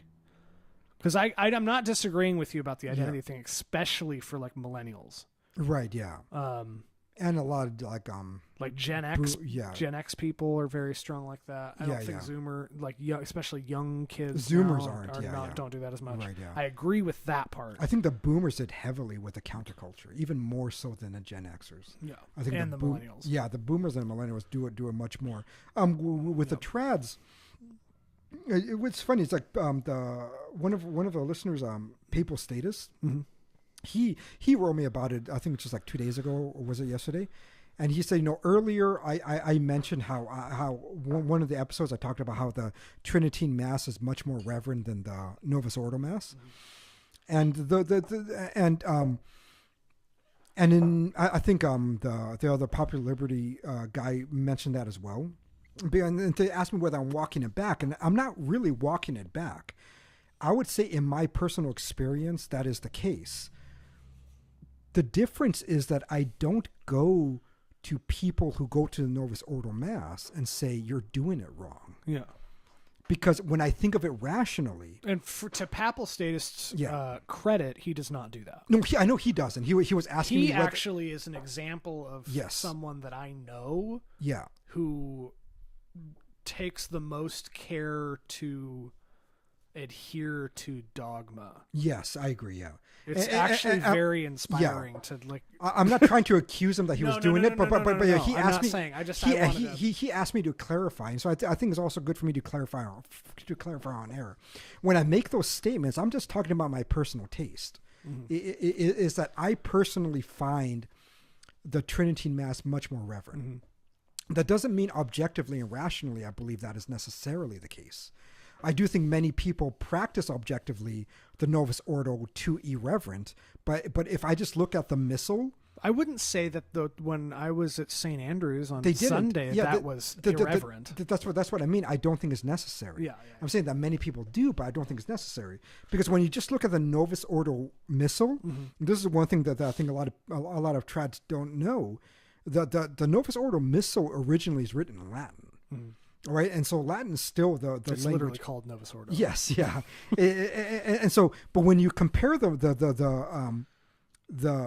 missals, the only thing you could really say, besides the obvious of having oriented towards the altar and the ad orientem, or oriented towards the people, and obviously all the other changes. Yeah.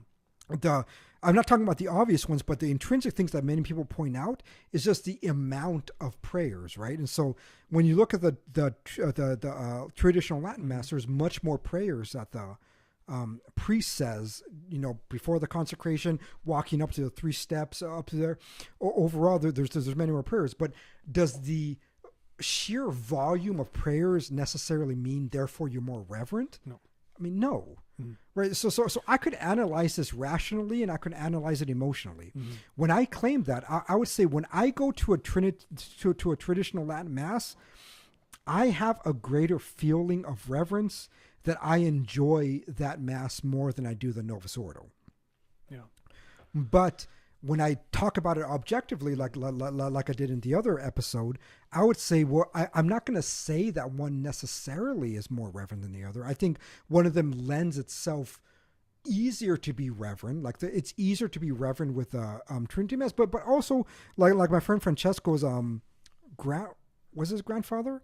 Grandfather was telling me, he said that in Italy, so many people were relieved with the Novus Ordo because the Italians would just rush through the Trinity Mass because people weren't really listening. Like most people were just doing the rosary. Like that was a normal thing. Like it's in Latin. Yeah. And so he would just like be going through the Missa really quickly, blah, blah, blah, blah, blah, blah, blah, hold up, blah, blah, blah, blah, and just want to rush through it.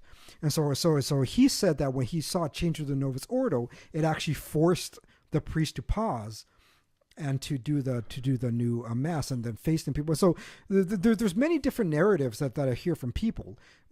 There's a difference between my taste and my preference to objective claims. Mm-hmm. And so with the music conversation, it's the same thing. Mm-hmm. We could sit here and talk about taste. I think that would be an interesting conversation. We actually never got to. Like if we ever do want to talk about it, I think that'd actually be much more interesting than just talking about music we like. Yes, than talking about like what blew up into an argument. Is like no, I think there's which more I think was one of our best episodes ever recorded. Yes, yeah. We had a string of blow ups. Yeah, and then Anne Marie does that. Yes, yeah. I don't know what about her presence. Right. Yeah. Like, no. What are your 5 favorite songs?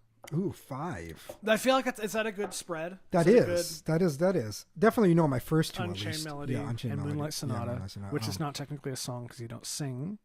Fine. No, which is what Joe would say. Be like, that's not actually a song. Oh, really? Because you don't sing. Okay. If you don't want to count that, then you can No, just put I don't care. I was being a dickhead. I like that Elvis song, Caught in a Trap. I don't know. I can't walk now because I love you too much, baby. You don't know that one? Mm-mm. Okay. Maybe, I don't know. Maybe, I probably do. Yeah, I would think it's one of his more famous What ones. are the lyrics? Caught in a trap. Yeah. I'm already here. You got it. Elvis, okay.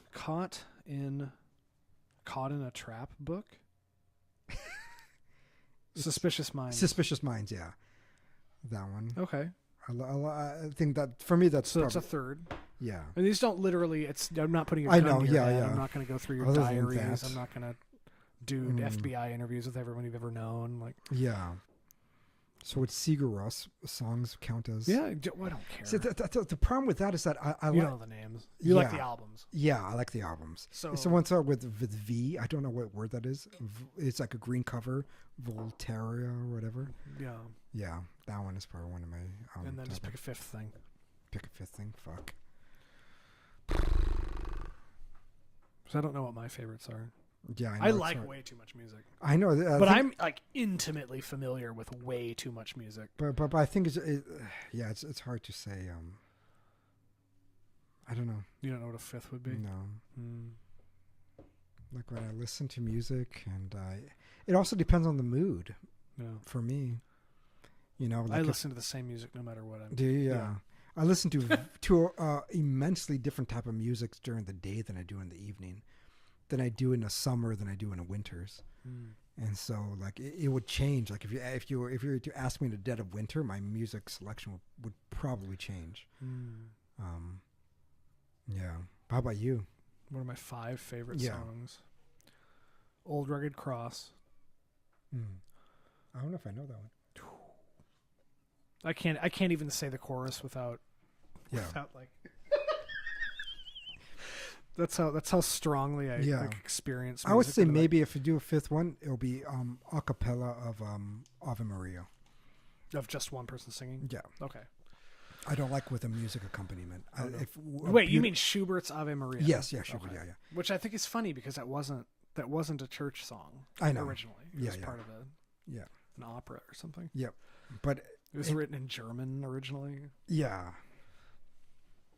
Yeah, because remember somebody in the group chat had like an issue with the Ave Maria being used as like background music for a TikTok or something, and I was like, dude, Schubert, stop. You can't.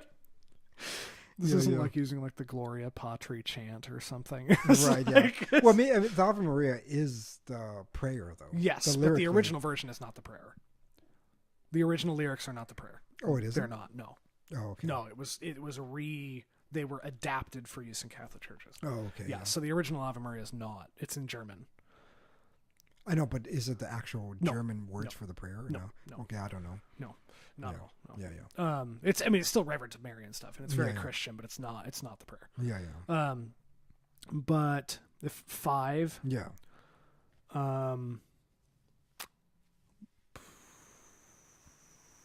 Blue Eyes Crying in the Rain. Damn, I don't know that one either. Willie Nelson. Oh, okay. I don't know any of his songs. So good. Oh, wait, I know the Boots one. That's him, right? Boots? Yeah. Which one? Boots? Come on, Boots. I thought that was one of his songs. Which one? I don't know. Maybe he covered it. Boots? Like the boots are made for walking? Yeah. No. Is that him? No. No, that isn't. Oh, okay. Maybe, I mean, I could be totally convinced he did a version of that. I don't know. Yeah. I thought that was him. I don't think it was. Billy Ray Cyrus did a version of that. Willie Nelson. Boots. There's no way that's him. Yeah, probably not. Because I don't know if I know any of his songs. Let me look through my thing here. Seasons. Oh, he did it with Jessica Simpson. Way later in life. Yeah. That would have been in the 2000s. Yeah. No, that's not an originally a Willie Nelson song. So what? Old Rugged Cross Mm-hmm. is a hymn. Protestant hymn, I'm assuming. So what was weird is they started Mass at St. Andrews with a song I knew. They incorporated a lot of Protestant songs in the Novus Ordo. Because they're theologically sound. They're fine. Yes, the songs. But I also really enjoy them. Yes, I think a lot of them are beautiful. Yeah. So I just was like, wow, I know the words to this. It made me feel like I was participating more. I was like, I have something to bring to this. I know this song. Yeah, yeah. Which I think is important. St. Andrews is the best. Novus Ordo. And yeah, I'll say the best. Well, the Novus Ordo and the Old Cathedral is good too. Even in the Guadalupe, it isn't bad, but Guadalupe is the cathedral. Yeah, the seat of the archdiocese. Yeah, it's a hideous building. I know. It looks like a mission. It's Mission Revival. Yeah, Mexican as well. I'm looking through all my albums here. What else? Yeah, I think the mood it's not the mood that depends, but it would be painful for me to make a hierarchy. Yeah, I know. The mood doesn't change. Blue Eyes Crying in the Rain. One of my favorite albums of all time is Facing Future by Israel Kamakaviva Ole. He's the Hawaiian, the giant fat Hawaiian singer. Literally, another song for me was Cuerpo Sin Alma by Noise. Oh, I love that song. It's pretty good. Yeah. That's a Spanish singer, isn't he? He's from he's from Italy, but he. He sang it in Spanish. But Volare, sung by the Gypsy Kings, that's is a good one. Spectacular. That's the first version of that song I ever heard. I didn't even. It's the best version. It is, song. yeah. I think they've become, after it was the Bambolea song. Yeah. Like I think they became kind of a meme a little bit. Yeah. And there's like 2 songs that they have that are used in movies they're just like meme songs. Yeah. But they're spectacularly talented. And I think they're from France.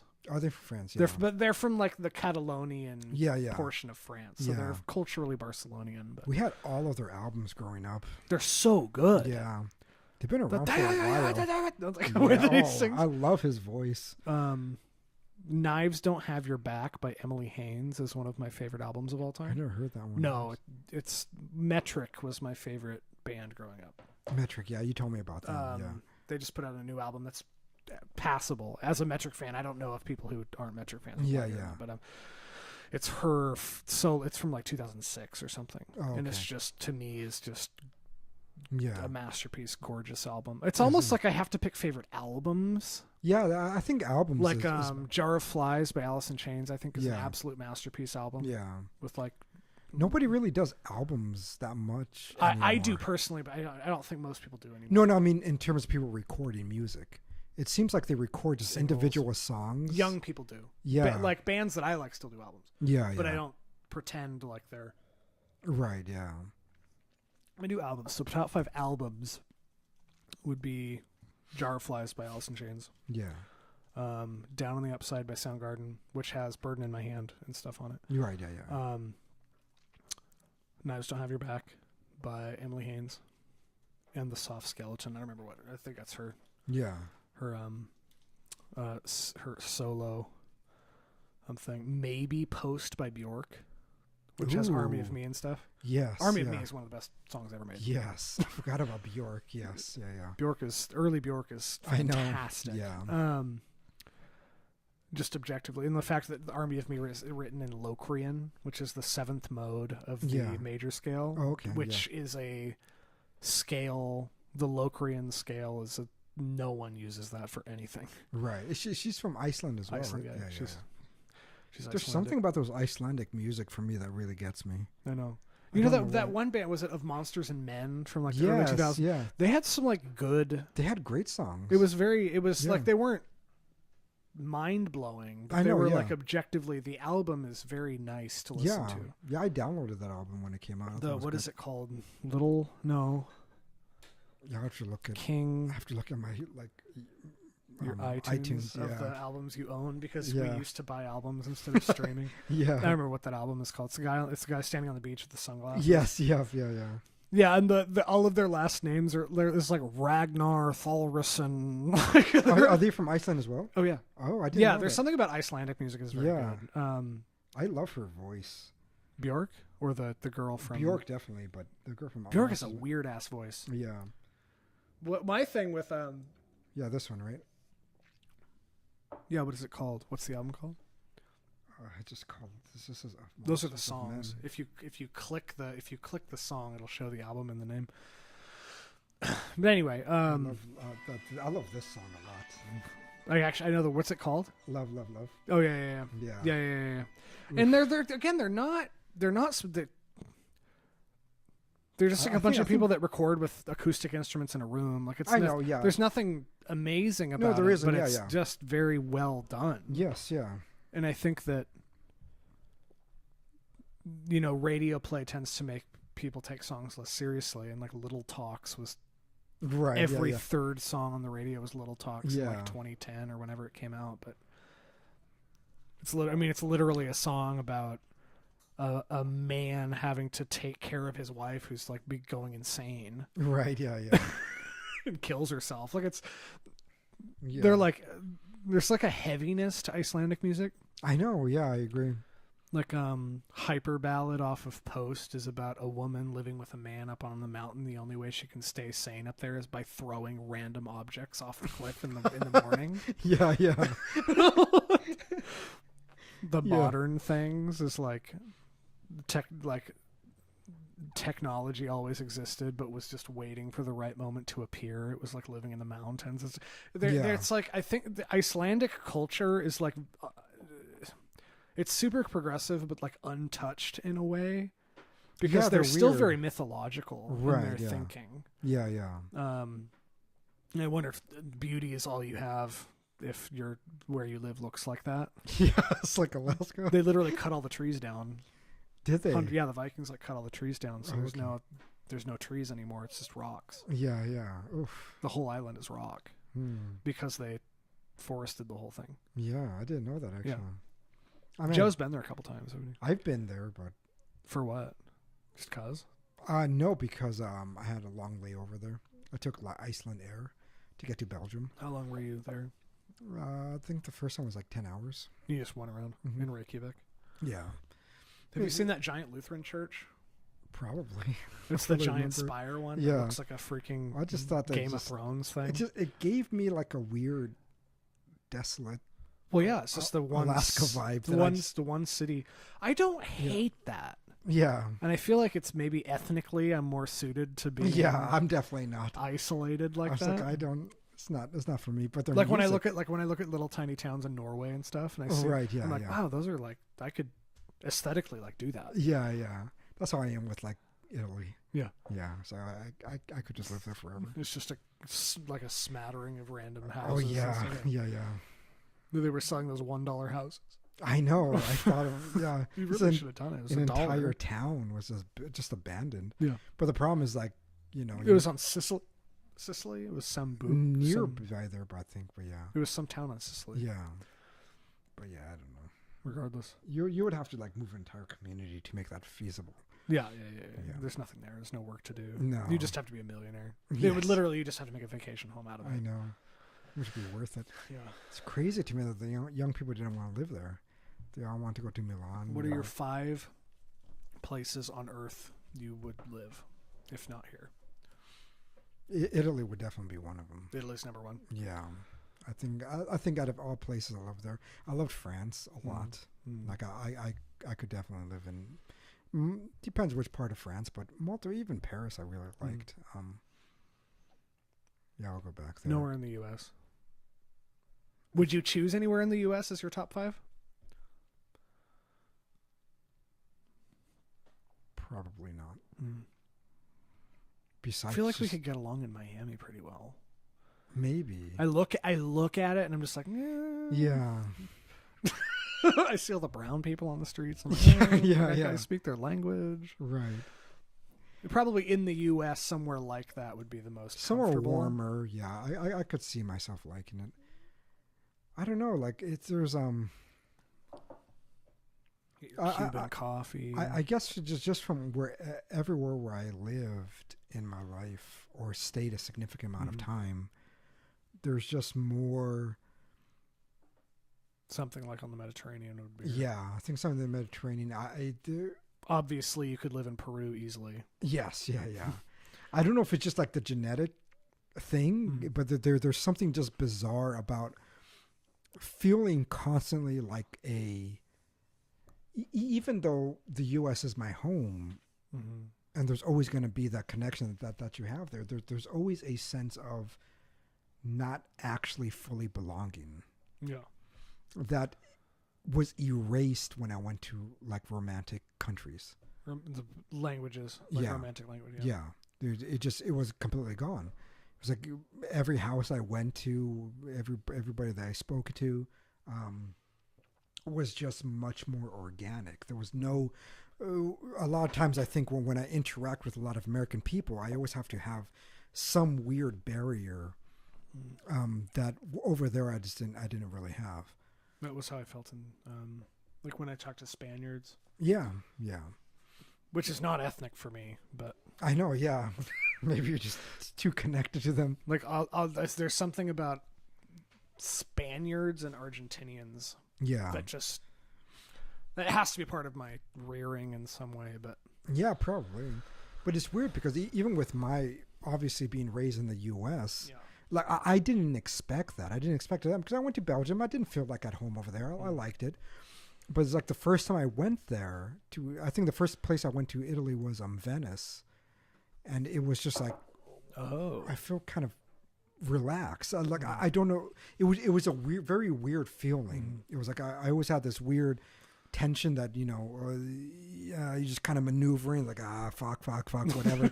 Right. And then I went there. I was like, oh, and you're like, fuck, that's gone. Fuck. Yeah.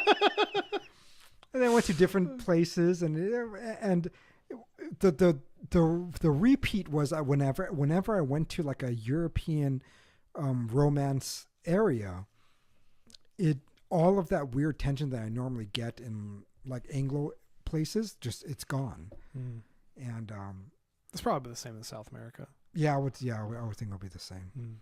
But yeah, I don't know. So maybe not the top 5 here, but I do like the business laws here. Yeah, that's really the thing I love about the U.S. I think just economically, it makes sense to me. Yeah, like I like starting a business. I like being, the way that I am here. And I think many Italians probably felt the same way when they came to the U.S. You know what the most out of place I ever felt was in Germany. Oh yeah, I was in Germany for a couple weeks. Yes, I was like, woo. I know. That's how it is with the Dutch. Yeah, go to Holland or you go to the Dutch parts of Belgium. It's the same thing for me. It's like, yeah, I didn't like Germany. No, maybe like Dresden, like the more almost Eastern European feeling places. Yeah, I don't know what that's like. I was in Bavaria. Yeah. And like Berlin. Yeah. Like it doesn't. No. Then Prague is my favorite city I've ever been to. Yeah. I've never been there. Beautiful. Yeah. Because it culturally has much of the humility of the Eastern Europeans. Yeah. In that, or I don't know if it's humility as much as, they were I don't want to say self-hatred. There's just like a lack of self-esteem to Eastern European peoples. Yeah. That is a little bit, that presents itself as humility in the Czech Republic. Yeah. And like Slovakia and stuff. Yeah. Slovenia and those Slovenians that are kind of similar. Slovenians are awesome because they're just Mediterranean Slavs. Yeah. So the Croatians are awesome. Serbians are awesome just because they're just Mediterranean Slavs. Yeah. But the Prague also and much of the country. So I've been all over, but it has the like rich art history of Western Europe. Right. It's more of in the tradition of Western Europe artistically than it is Eastern Europe. Yeah. But it has much of the pleasant features of what you get of the Eastern European people. Yeah. it's a cool mix of the two, because I tend to like really enjoy Eastern European people. Right. Yeah. And that's probably what, like, if I had to pick a major city to just go to. Yeah, it'll be that. And I don't know if it's familiarity. Yeah. Because I've been there so many times, but I've spent so much time there. No, from the images, I always thought it looked beautiful. I was in Havličkov Brod a lot, which is it's one of the major towns in the western half of the country, and it has the similar crush of humanity feel of Western Europe. Yeah. But it's Eastern European, so the food is different. It's a different thing. Yeah. It's definitely Art Nouveau. Like, Alphonse Mucha, the artist. Yeah. He was Czech. Yeah. Like they have a rich art tradition, especially in graphic design and stuff. But they're not like Parisian pretentious, or like, pretentious like people from Madrid and stuff. They're not they're not that kind of major city. Because French people are awesome unless you're like in Paris. That's when people tend to have conflict, if they do. Yes. Yeah. Same with like people from like Spanish people from Madrid. If you're going to find a pretentious Spaniard, they're from Madrid. Yeah. And it's the same. I found Spaniards to be much more unpleasant than the French. Personally. Yeah. Yeah. I've met a lot of them, and I don't know. It's weird because so many of my friends had really bad encounters with Parisians, and I didn't. Yeah. Whenever I encounter with them, whenever I go there, it's always been just nice. While with the Spaniards, yeah, I've never had bad interactions with French people. With the Spaniards, give or take, some of them are pretty good. So others they have, the regions of Spain are wildly different. They are, yeah. I find more pretentiousness, more pretense with the Spaniards than I do with the French. Of course, especially people from the center of the country. Oh yeah, and stuff. Yeah. They're a bunch of dicks. Some of my favorite people on earth are for people from like A Coruña and stuff, like up in the Galicia, like up in the northern. Right. Yeah. Northern. I would love to live in northern Spain. Yeah. Yeah, that would be a good northern Spain. Yes, would be my. Yeah. I'll go live in what town did Saint John end up in? Compostela or something. Santiago Compostela or something. His remains are considered thought to be interred. I didn't know that. Yeah. Interred in the. You didn't know about all that? No. What is it called? St. John Resting Place. There's a path. There's a pilgrimage that many people take in Spain. St. John Resting Place. Let me find it. I think it's St. John. He was the one who went to Iberia. No. Is it Compostela? No, who am I thinking? It's James? Resting place? Is it? Santiago de Compostela. Oh, okay. Is let me see if I can find it on a map really quick. But there's a path you can walk through the north of Spain. Yeah. That was the path St. James took. Yeah. And then went back, and then when he died, his remains were taken to Santiago de Compostela and buried in Spain. Yeah. So St. James is actually. Yeah. But that's the cathedral, which is extremely Spanish looking. Yeah. Beautiful. But let me. I just want to see if I can find it on a map. But I mean, I didn't know that until like a month ago. But Spain is probably one of my. You know what's weird? Yeah. I think that there is a. Yeah, I know. It's the red. It's all the way up top. Oh yeah. That's all my favorite Spaniards are from that area. Apparently, when you get to there, so this is a young Pope. Probably my oldest Twitter friend of all time. Yeah. He at some point is going to come to town in the next several months. Oh, good. Well, I would like to record with him because I think you guys are like a month apart in age. Oh, okay. Cool. And he can riff like crazy. Yeah. And I think it'd just be a fun bullshit thing. But he was in Spain, and there's like like when we have like the shitty placemats of like the state of Alaska thing in restaurants. Apparently they would have these placemats that were like the kings of Spain, which is just a list of all of the kings of Spain ever. And apparently the farther you get that direction out of the city, they start to literally have like Francisco Franco. Oh, really? Like they have Franco. Yeah. On the placemat as one of the kings of Spain. Because people love Franco so much. Yeah. Nice. Anyway. But yeah, I think there's a weird... So my dad talked to me about it quite a bit in Peru, from Peru, but I think that, you know how there's some British people that in general, even though they'll be polite to Americans, there's always this weird animosity between the two. I've always noticed, like, you know, there will be like, oh, you Americans basically. You Yanks, yeah. Yeah, you Yanks do this. I think it's the same thing with Spaniards and people from South America. Oh, of course. And so whenever they find out that my family's from South America, that's when their attitude like, changes. Yeah. Like when they find out I'm American, it's fine. But when they find out that my family's from Peru, that's how you can tell a European really likes you? Yeah. They immediately want to start telling you, like teaching you how to say all the swear words. Yeah. In their language. Yeah. You're like one of them. They're like, hey, say this. Hey, say this. Hey, say this. And then you do it and they're like, you can hang. Yeah, I know. Yeah. It's great. Yeah. Yeah. So I think that was the thing. I think they thought maybe you were Middle Eastern, and then when they found out you were South American, right? Like, yes, he's dirty. Yes, yeah. It's almost like this. They don't want to know anything really about you. Indians. Yeah. Yeah, they're weird. But maybe that's your problem with Spaniards. I think so. Yeah, they're the only people that ever cared you were from South America. Yes, they made you feel dirty. but like they just don't really want to converse with me. Like the French had no problem with me at all. Well, what if they found out you were like African? I don't know. That's what I mean. I bet they'd feel that way. Yeah. You're like, I'm Algerian. They're like, ugh. Yes. I think then they'll be like, oh, one of those colonials. But I think that's the way the Spaniards. I've always loved the Algerians. I've met. I know. I've met several of them. Yeah.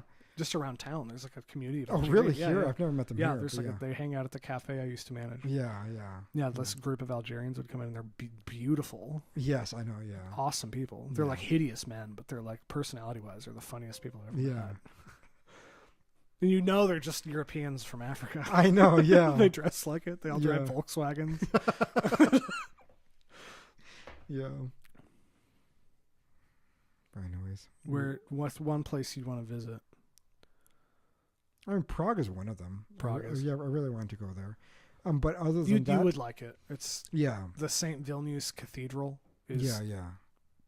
I think it's considered one of the most beautiful in Europe. Yeah. Like top 5 or something. It's amazing. Yeah. I think other than that would be Far East. I've never been to Japan, China. I would want to go to like Istanbul or something. Or that too. Maybe not right this now. Yes, or like Casablanca and Morocco. Yes, yeah. I think would be that'd interesting. be. Yeah, I've never been to Africa either, and so I probably would want to go see there. Go to mass in Lagos, Nigeria, or something. Yeah. So just something different that'll be really completely out of what I've experienced before. I'm also really interested in Thailand, Vietnam would be cool. Southeast Asia, I think, is more interesting to me. Yeah. From like Japan and Korea and stuff. I think because I'm so familiar technically with like Japanese culture that I'm like, it'd be cool, but like, Some people hated it. What, Japan? Yeah, they've been to Japan. Yeah, I don't know. But I still would want to experience it. I've met one Japanese person I didn't like. Oh yeah. Obviously, I've met dozens. Right. I'm very familiar with dozens of Japanese people, and I've never disliked any of them. But one of them was like insane. Yeah, I don't think they ever had a problem with the people. I think it's just you would have a hard time. I think they found it uninteresting, like most people that I. It's very sterile. Yeah, I think that's the word they use. The social interaction is always sterile. Yeah, unless you get to know them. Yeah, or you get them really drunk. Yes, and they are a binge drinking culture. Yeah, good. So I've been blitzed with Japanese people dozens of times. Right. Yeah, but that made interaction better. No, I tend to be comfortable for people, but yeah. But still, I don't think you would get along with the. There's literally something in the culture called honne and tatemae, which is like tatemae is the face you show publicly, and then honne is your personal. Oh, okay. Like tatemae is literally like built front, is what it means, and then honne is like the origin of the.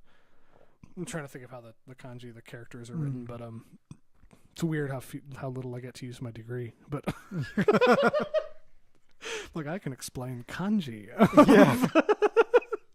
I still know like 1,200 of them. Nice. Anyway, whatever. Yeah. But there's literally like a written, it's not even just like a, you know how like the Protestant work ethic is not a tenet of Protestants, but was a joke. It was a joke made by outsiders at them. This isn't like a thing used to describe Japanese people as a joke. It's literally part of the social order is that you have your public face and then your interior face, and your public face is never to necessarily reflect what you actually think. You are to say what you're expected to say. Always. When I know, and I think the more and more I got acquainted with that, I just got really turned off because it's like it was like, you know, I'm headed towards like a government job in Japan. I'm like, I can't work in Japan. Yeah. A lot of people told me that too. Not what you said, but they told me that I wouldn't like it. Oh yeah, I don't. I think you'd like even the food. I don't think you'd love the food. The Jap food. I don't think Japanese cuisine is your favorite thing in the world. I just don't think it would be. It's not heavily spiced. I mean, it can be. Yeah. It prizes delicacy. Right. Yeah. Which is like not your thing. No. But yeah, I just think culturally, I think you'd clash really hard with not necessarily Japanese people. Yeah. Because if you have no relationship of hierarchy with Japanese people, they find outspokenness very funny. Okay. So like, you know, I am super outspoken and rude all the time, you know, and they just find that funny and endearing, and it does open them up faster. Yeah. But the second you have some kind of relationship of hierarchy with someone, you're on their shit list fast. Yeah. If you can't tone it down, and you're incapable of that. So if you were to go and just make friends with people, I think you'd have a great time. Yeah. You'd binge drink with them, and it's great. But if you couldn't work there, you couldn't do anything of any official capacity. Yeah. No, I could see that. Like they were having me like drive the president of a university around town, like Kumamoto University. Yeah. Is like one of the like government universities in Japan. And even more, it's the prefectural university. It's a big deal. And I was just like, I'm just in my Subaru Outback. Yeah. Like moving trash out of the seat. Wow. Yeah, and I'm just talking to him like a guy. Yeah. And he's like weirded out because he was here on like business, and I'm just talking to him, and he's like, "Why are you talking to me?" You don't talk to people when you drive in the car. Like it's a weird. Yeah. I don't think you'd like how much structure there is. Yeah, probably not. I would just Korea is kind of similar, though more irreverent.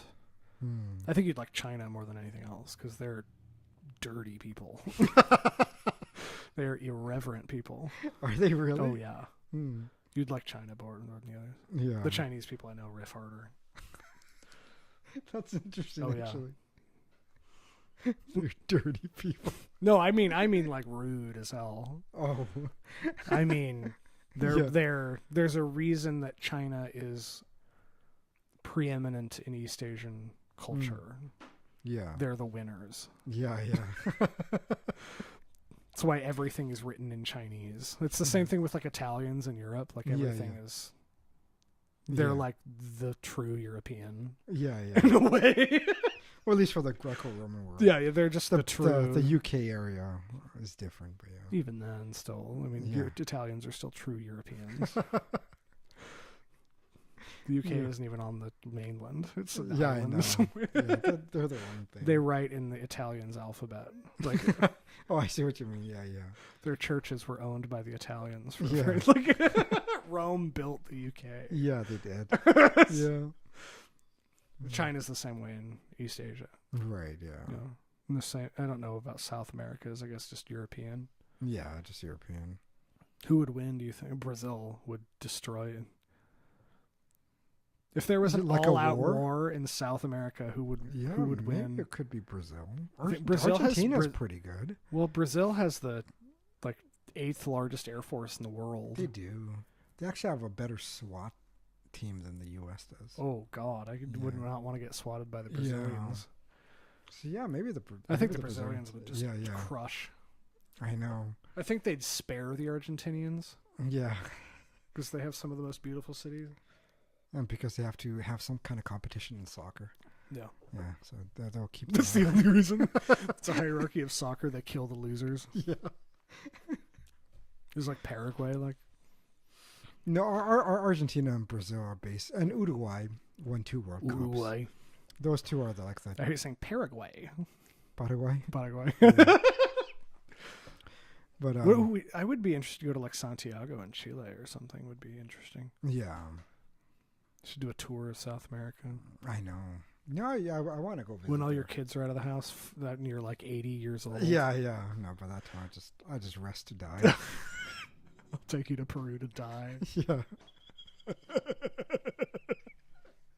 Make Amanda go and she can go and weep as you die in Peru on the beach or something. No.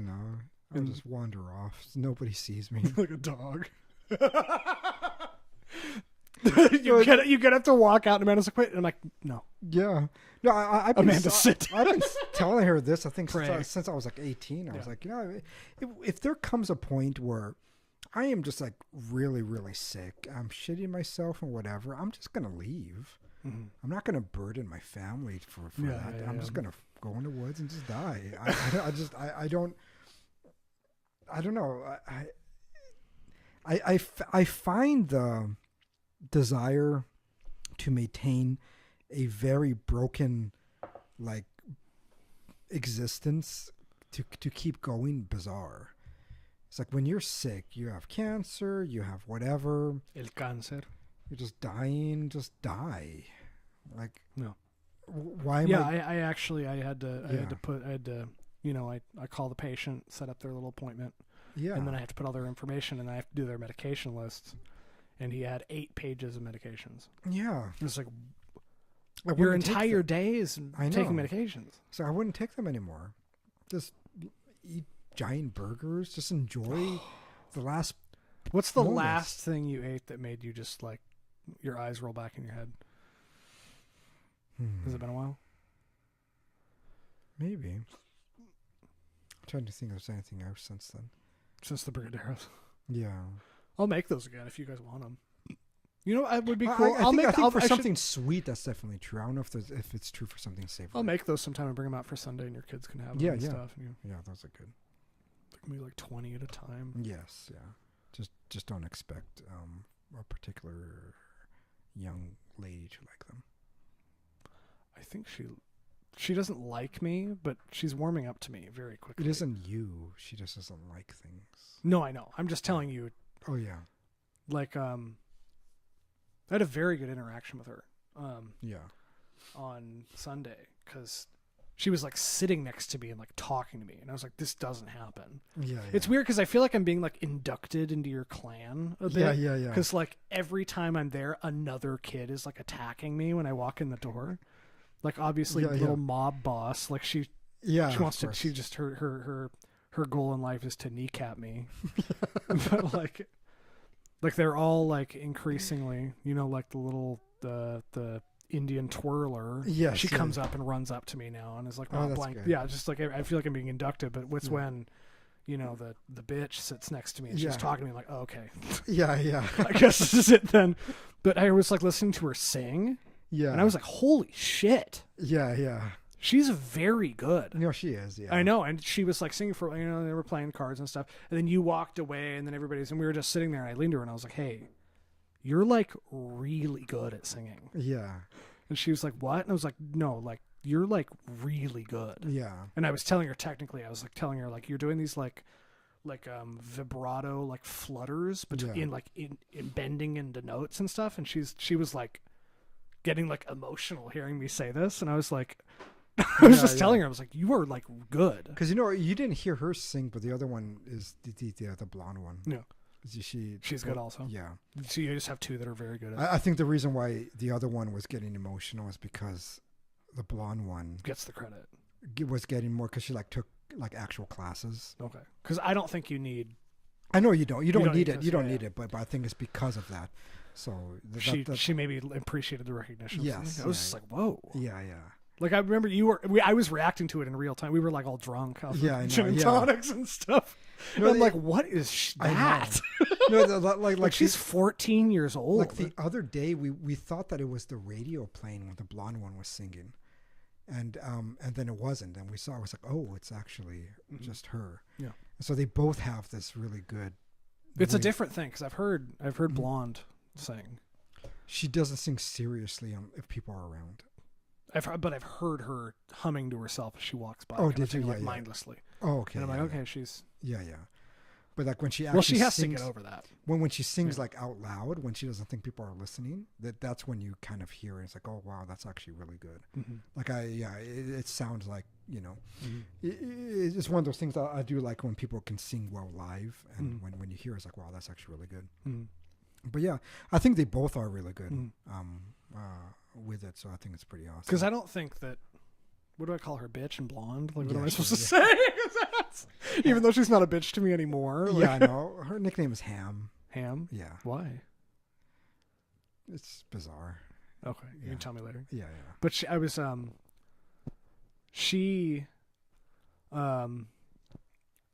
I don't even think she was like trying to be impressive or anything. She was just singing. Yeah.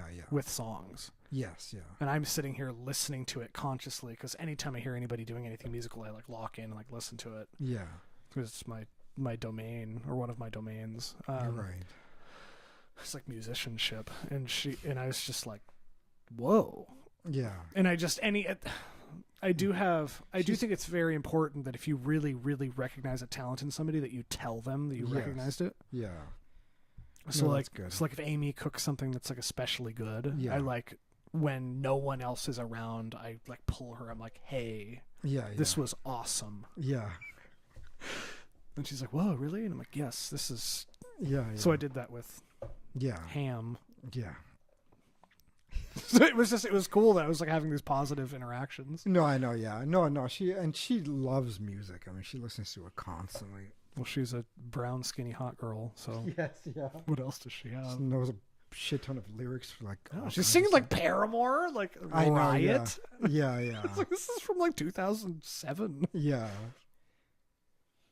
I think what really killed her self-esteem is when they went to a musical tryout. Oh. And Bianca got a call back. And Ham didn't. Do I have to bleep that out? It's fine. Okay. Yeah. But I think that's what killed her the most. Mm. Like she just would not stop crying. It was horrible. Man. Fuck. Yeah. Well, that's real. That's a real thing. I know. Yeah. But I don't think it was because of the skill at all. I think it was just because of the aesthetic. Mm. What play was it? It was for what's that one with Sound of Music? Oh yeah. I was like, yeah. You want a brown girl? Yeah, exactly. In Nazi Germany? That's what I told her. I was like, that you just don't fit the part. Yeah. You want a brown girl in Nazi Germany. Yeah. They're going to go with a blonde girl. Yeah. You know, if they have their option. Had nothing to do with did she play the... No, she was a minor role. Oh, okay. Yeah, okay. but she wasn't like the... No. But it was like... The Aryan lady, I don't know. The Julie Andrews character. No. But it was like, you know, you can't be mad at that. Is Julie Andrews still alive? I have no clue. I've never even seen that movie. It's not super. I mean, it's fine. The first time I even knew about it was because of that play tryouts, and then I watched. You'd never heard of it before then? I didn't know any of those songs were from that movie, like the doe. Doe, a deer, a female deer. Oh my gosh, I wanted to shoot myself. I hate it. Like I honestly, it's like was she singing? A name I call myself. Yeah, no, please stop. How long I went to run? I hated that place so much. I was like, oh my gosh, I got to Julie Andrews. Oh, she's still alive. Good for her. Oh, that's good. I know she's old, but she's a very elegant old lady. Oh wow, she is. Yeah. That's what it's something like Judi Dench. I don't know how she is. Dame Judi Dench. Did you see any of the 007 movies of the last? She's the M. Oh no, the new ones with one guy. Daniel Craig. I have not seen any. He's the best Bond. Is he? Yeah. I'll die on the hill. But she's also like an elegant British lady. There's I know her. Yeah. There's just like a certain phenotype of British. Yeah. like dame and lady. Yeah. Who like they age very elegantly. Yeah. Like you want to listen to what they say. Like so you're not aroused by them, but like they're wise looking. Right. Yeah. But dang, but I might ask Ham sometime if she wants to record something. Oh yeah, sure, like that. I think that would. Yeah, but don't. Don't what? Just don't do that. Why? Because you don't know the female dynamics. No, I mean singing. Please. Oh. You'll cause me headache. Just no. I hate women. Yeah. Just no. What Grant wanted to be? It's Grant. It doesn't matter. Who cares? No one knows. Yeah. Dang it. No. It's far too complicated. It's annoying as hell. Yeah, having 5 daughters in a row is my purgatory. You better get into heaven ASAP right away. Yeah, no, that's just... My gosh. You're walking into purgatory and God looks over and he's like, oof. And then he's like, just go, dude. Yeah. If Anyway, anybody listening to that knows what that's like. Should we finish Symposium? Yeah, sure. Okay, so we had the Beatific Vision, which was the culmination of Diotima's oration at Socrates. Yeah. And then Alcibiades shows up drunk. And he is like a scorned lover of Socrates. Oh, really? Yeah. Oh, okay. Yeah, he says to Agathon, like, don't let Socrates deceive you. And Socrates is... You don't remember that whole part? Not that it was so gay. Not that he's a scorned lover. Yes. So gay. Does it say that? Yes. Okay. Yes. It's... I mean, they're talking about how he and Socrates were, like, embracing under a blanket all night and, like, this whole... Right, yeah. The wrestling thing, and then... Alcibiades turns to Agathon, who is the current lover of Socrates, and says, don't let him deceive you. And then Socrates is like, you can't get between us. And then Agathon, he's like, come sit next to me. And then Agathon goes sits next to Socrates to make Alcibiades jealous. It's a whole scorned lover bit. That's what it is. I guess I never really viewed it that way. Oh, yes, 100%. Yeah. I was listening to this, I was like, this is the gayest thing I've ever read. No, of course, I don't mean in like a butt fucking way, but I'm just like, wow, this is super faggy. Yeah. It's very, very catty. Yes. He's like, Agathon, come sit next to me, make him jealous. He said, no, what? Alcibiades literally recounts he says to Socrates, of every lover I've ever had, you were the only one who was worthy. Like, he literally... How did you not interpret this from the text? And I'm not saying it's not beautiful. It's a beautiful thing. But yeah. Like, wow, this is gay. I guess I didn't... I don't know. Like, I'll have to reread that part. It is so gay. Because it is after the culmination. I thought it was interesting that and I don't know if Plato necessarily knew it at the time of writing. Yeah. That the dialogue between Diotima and Socrates would be so influential. And I see. all of Western thought about beauty would stem from that. Like the beatific vision and stuff. Right. The fact that they had this whole like catty bitch scorned lover part after that was just like, what is happening? Yeah, that's part of why I don't really remember it. Yes, because it's after the what we would call the climax. I do remember that they said that everybody then passed out drunk except for Socrates, and he's the one that walked away. Yes. Well, it was Agathon was the last one to fall asleep. Yes, yeah. But I do remember the phrase "don't let him deceive you," but I guess I didn't take that as no. It's literally it is, because I thought it was more like no what everybody else was saying about Socrates during that time, anyways. No, not at all. Yeah, no. It literally is there. It's literally Alcibiades talking about his love for Socrates, and it literally says that. I know, but I didn't. I guess I didn't take that as like. Read it again. Yeah. Read it again with how certain I am. It's a lover thing. Yeah. Which I think was supposed to be the comedic element. Right. Yeah. Because they're talking about love and stuff, and then it's literally a scorned lover. Like that's literally what it is. And then they wrestled all night, and then they were under the blanket. And Alcibiades says, "Of all the lovers I've ever had, you're the only one who is worthy." And then they embraced all night under the blanket. Seriously, like you're like, how did you not? I guess Maybe because of who I am, yeah, and the inclinations I have, I just knew, like, oh wow, this is super gay. Yeah, I guess I didn't find the rest of the after his speech with Dad, I tell him that it was very. I didn't care for the rest, I guess. No, it's a gay lover thing. Yeah, and then Agathon's Socrates' new gay lover. Not literally a gay lover. I'm not saying that to be emphatic, but no, I know what you mean. Yeah, that's what it is. Socrates literally says, "Come sit next to me so that Alcibiades can't get between us." I don't buy. Okay. It's a lover thing. Yeah. 100%. The whole thing was that gay. For some reason, you're having a hard time accepting that the culmination of the whole symposium was a super gay thing. I am. I have to revisit that ending.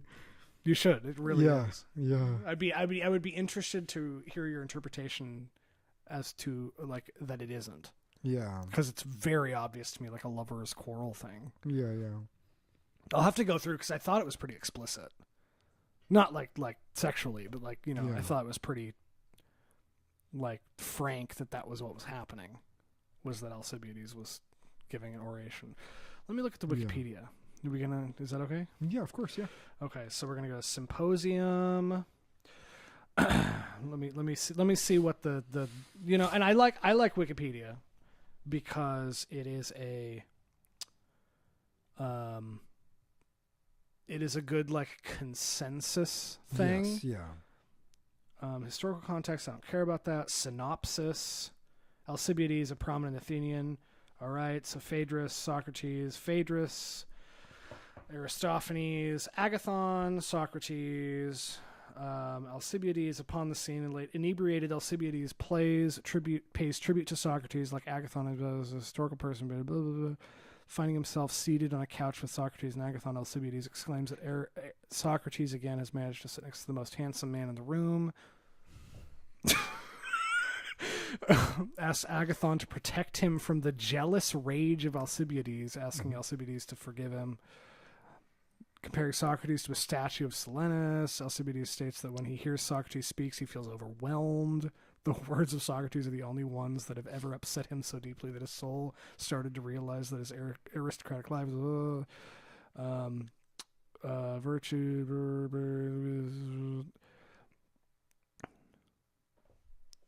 The night sleeping beside Socrates, yet Alcibiades made no sexual attempt.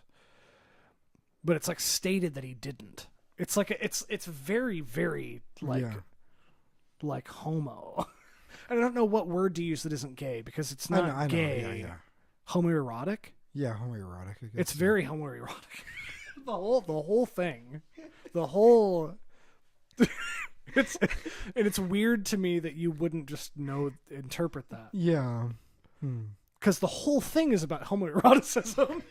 Well, there's a lot of homoeroticism in it. Yes, it's just weird to me that that's not a jealousy of homoerotic jealousy. Yeah. I wonder why you wouldn't interpret it as such. Because I guess I mostly viewed it as a teacher-student type of jealousy. Pederasty. Yes. It's implied the whole time. They're sleeping, embracing naked under a blanket all night.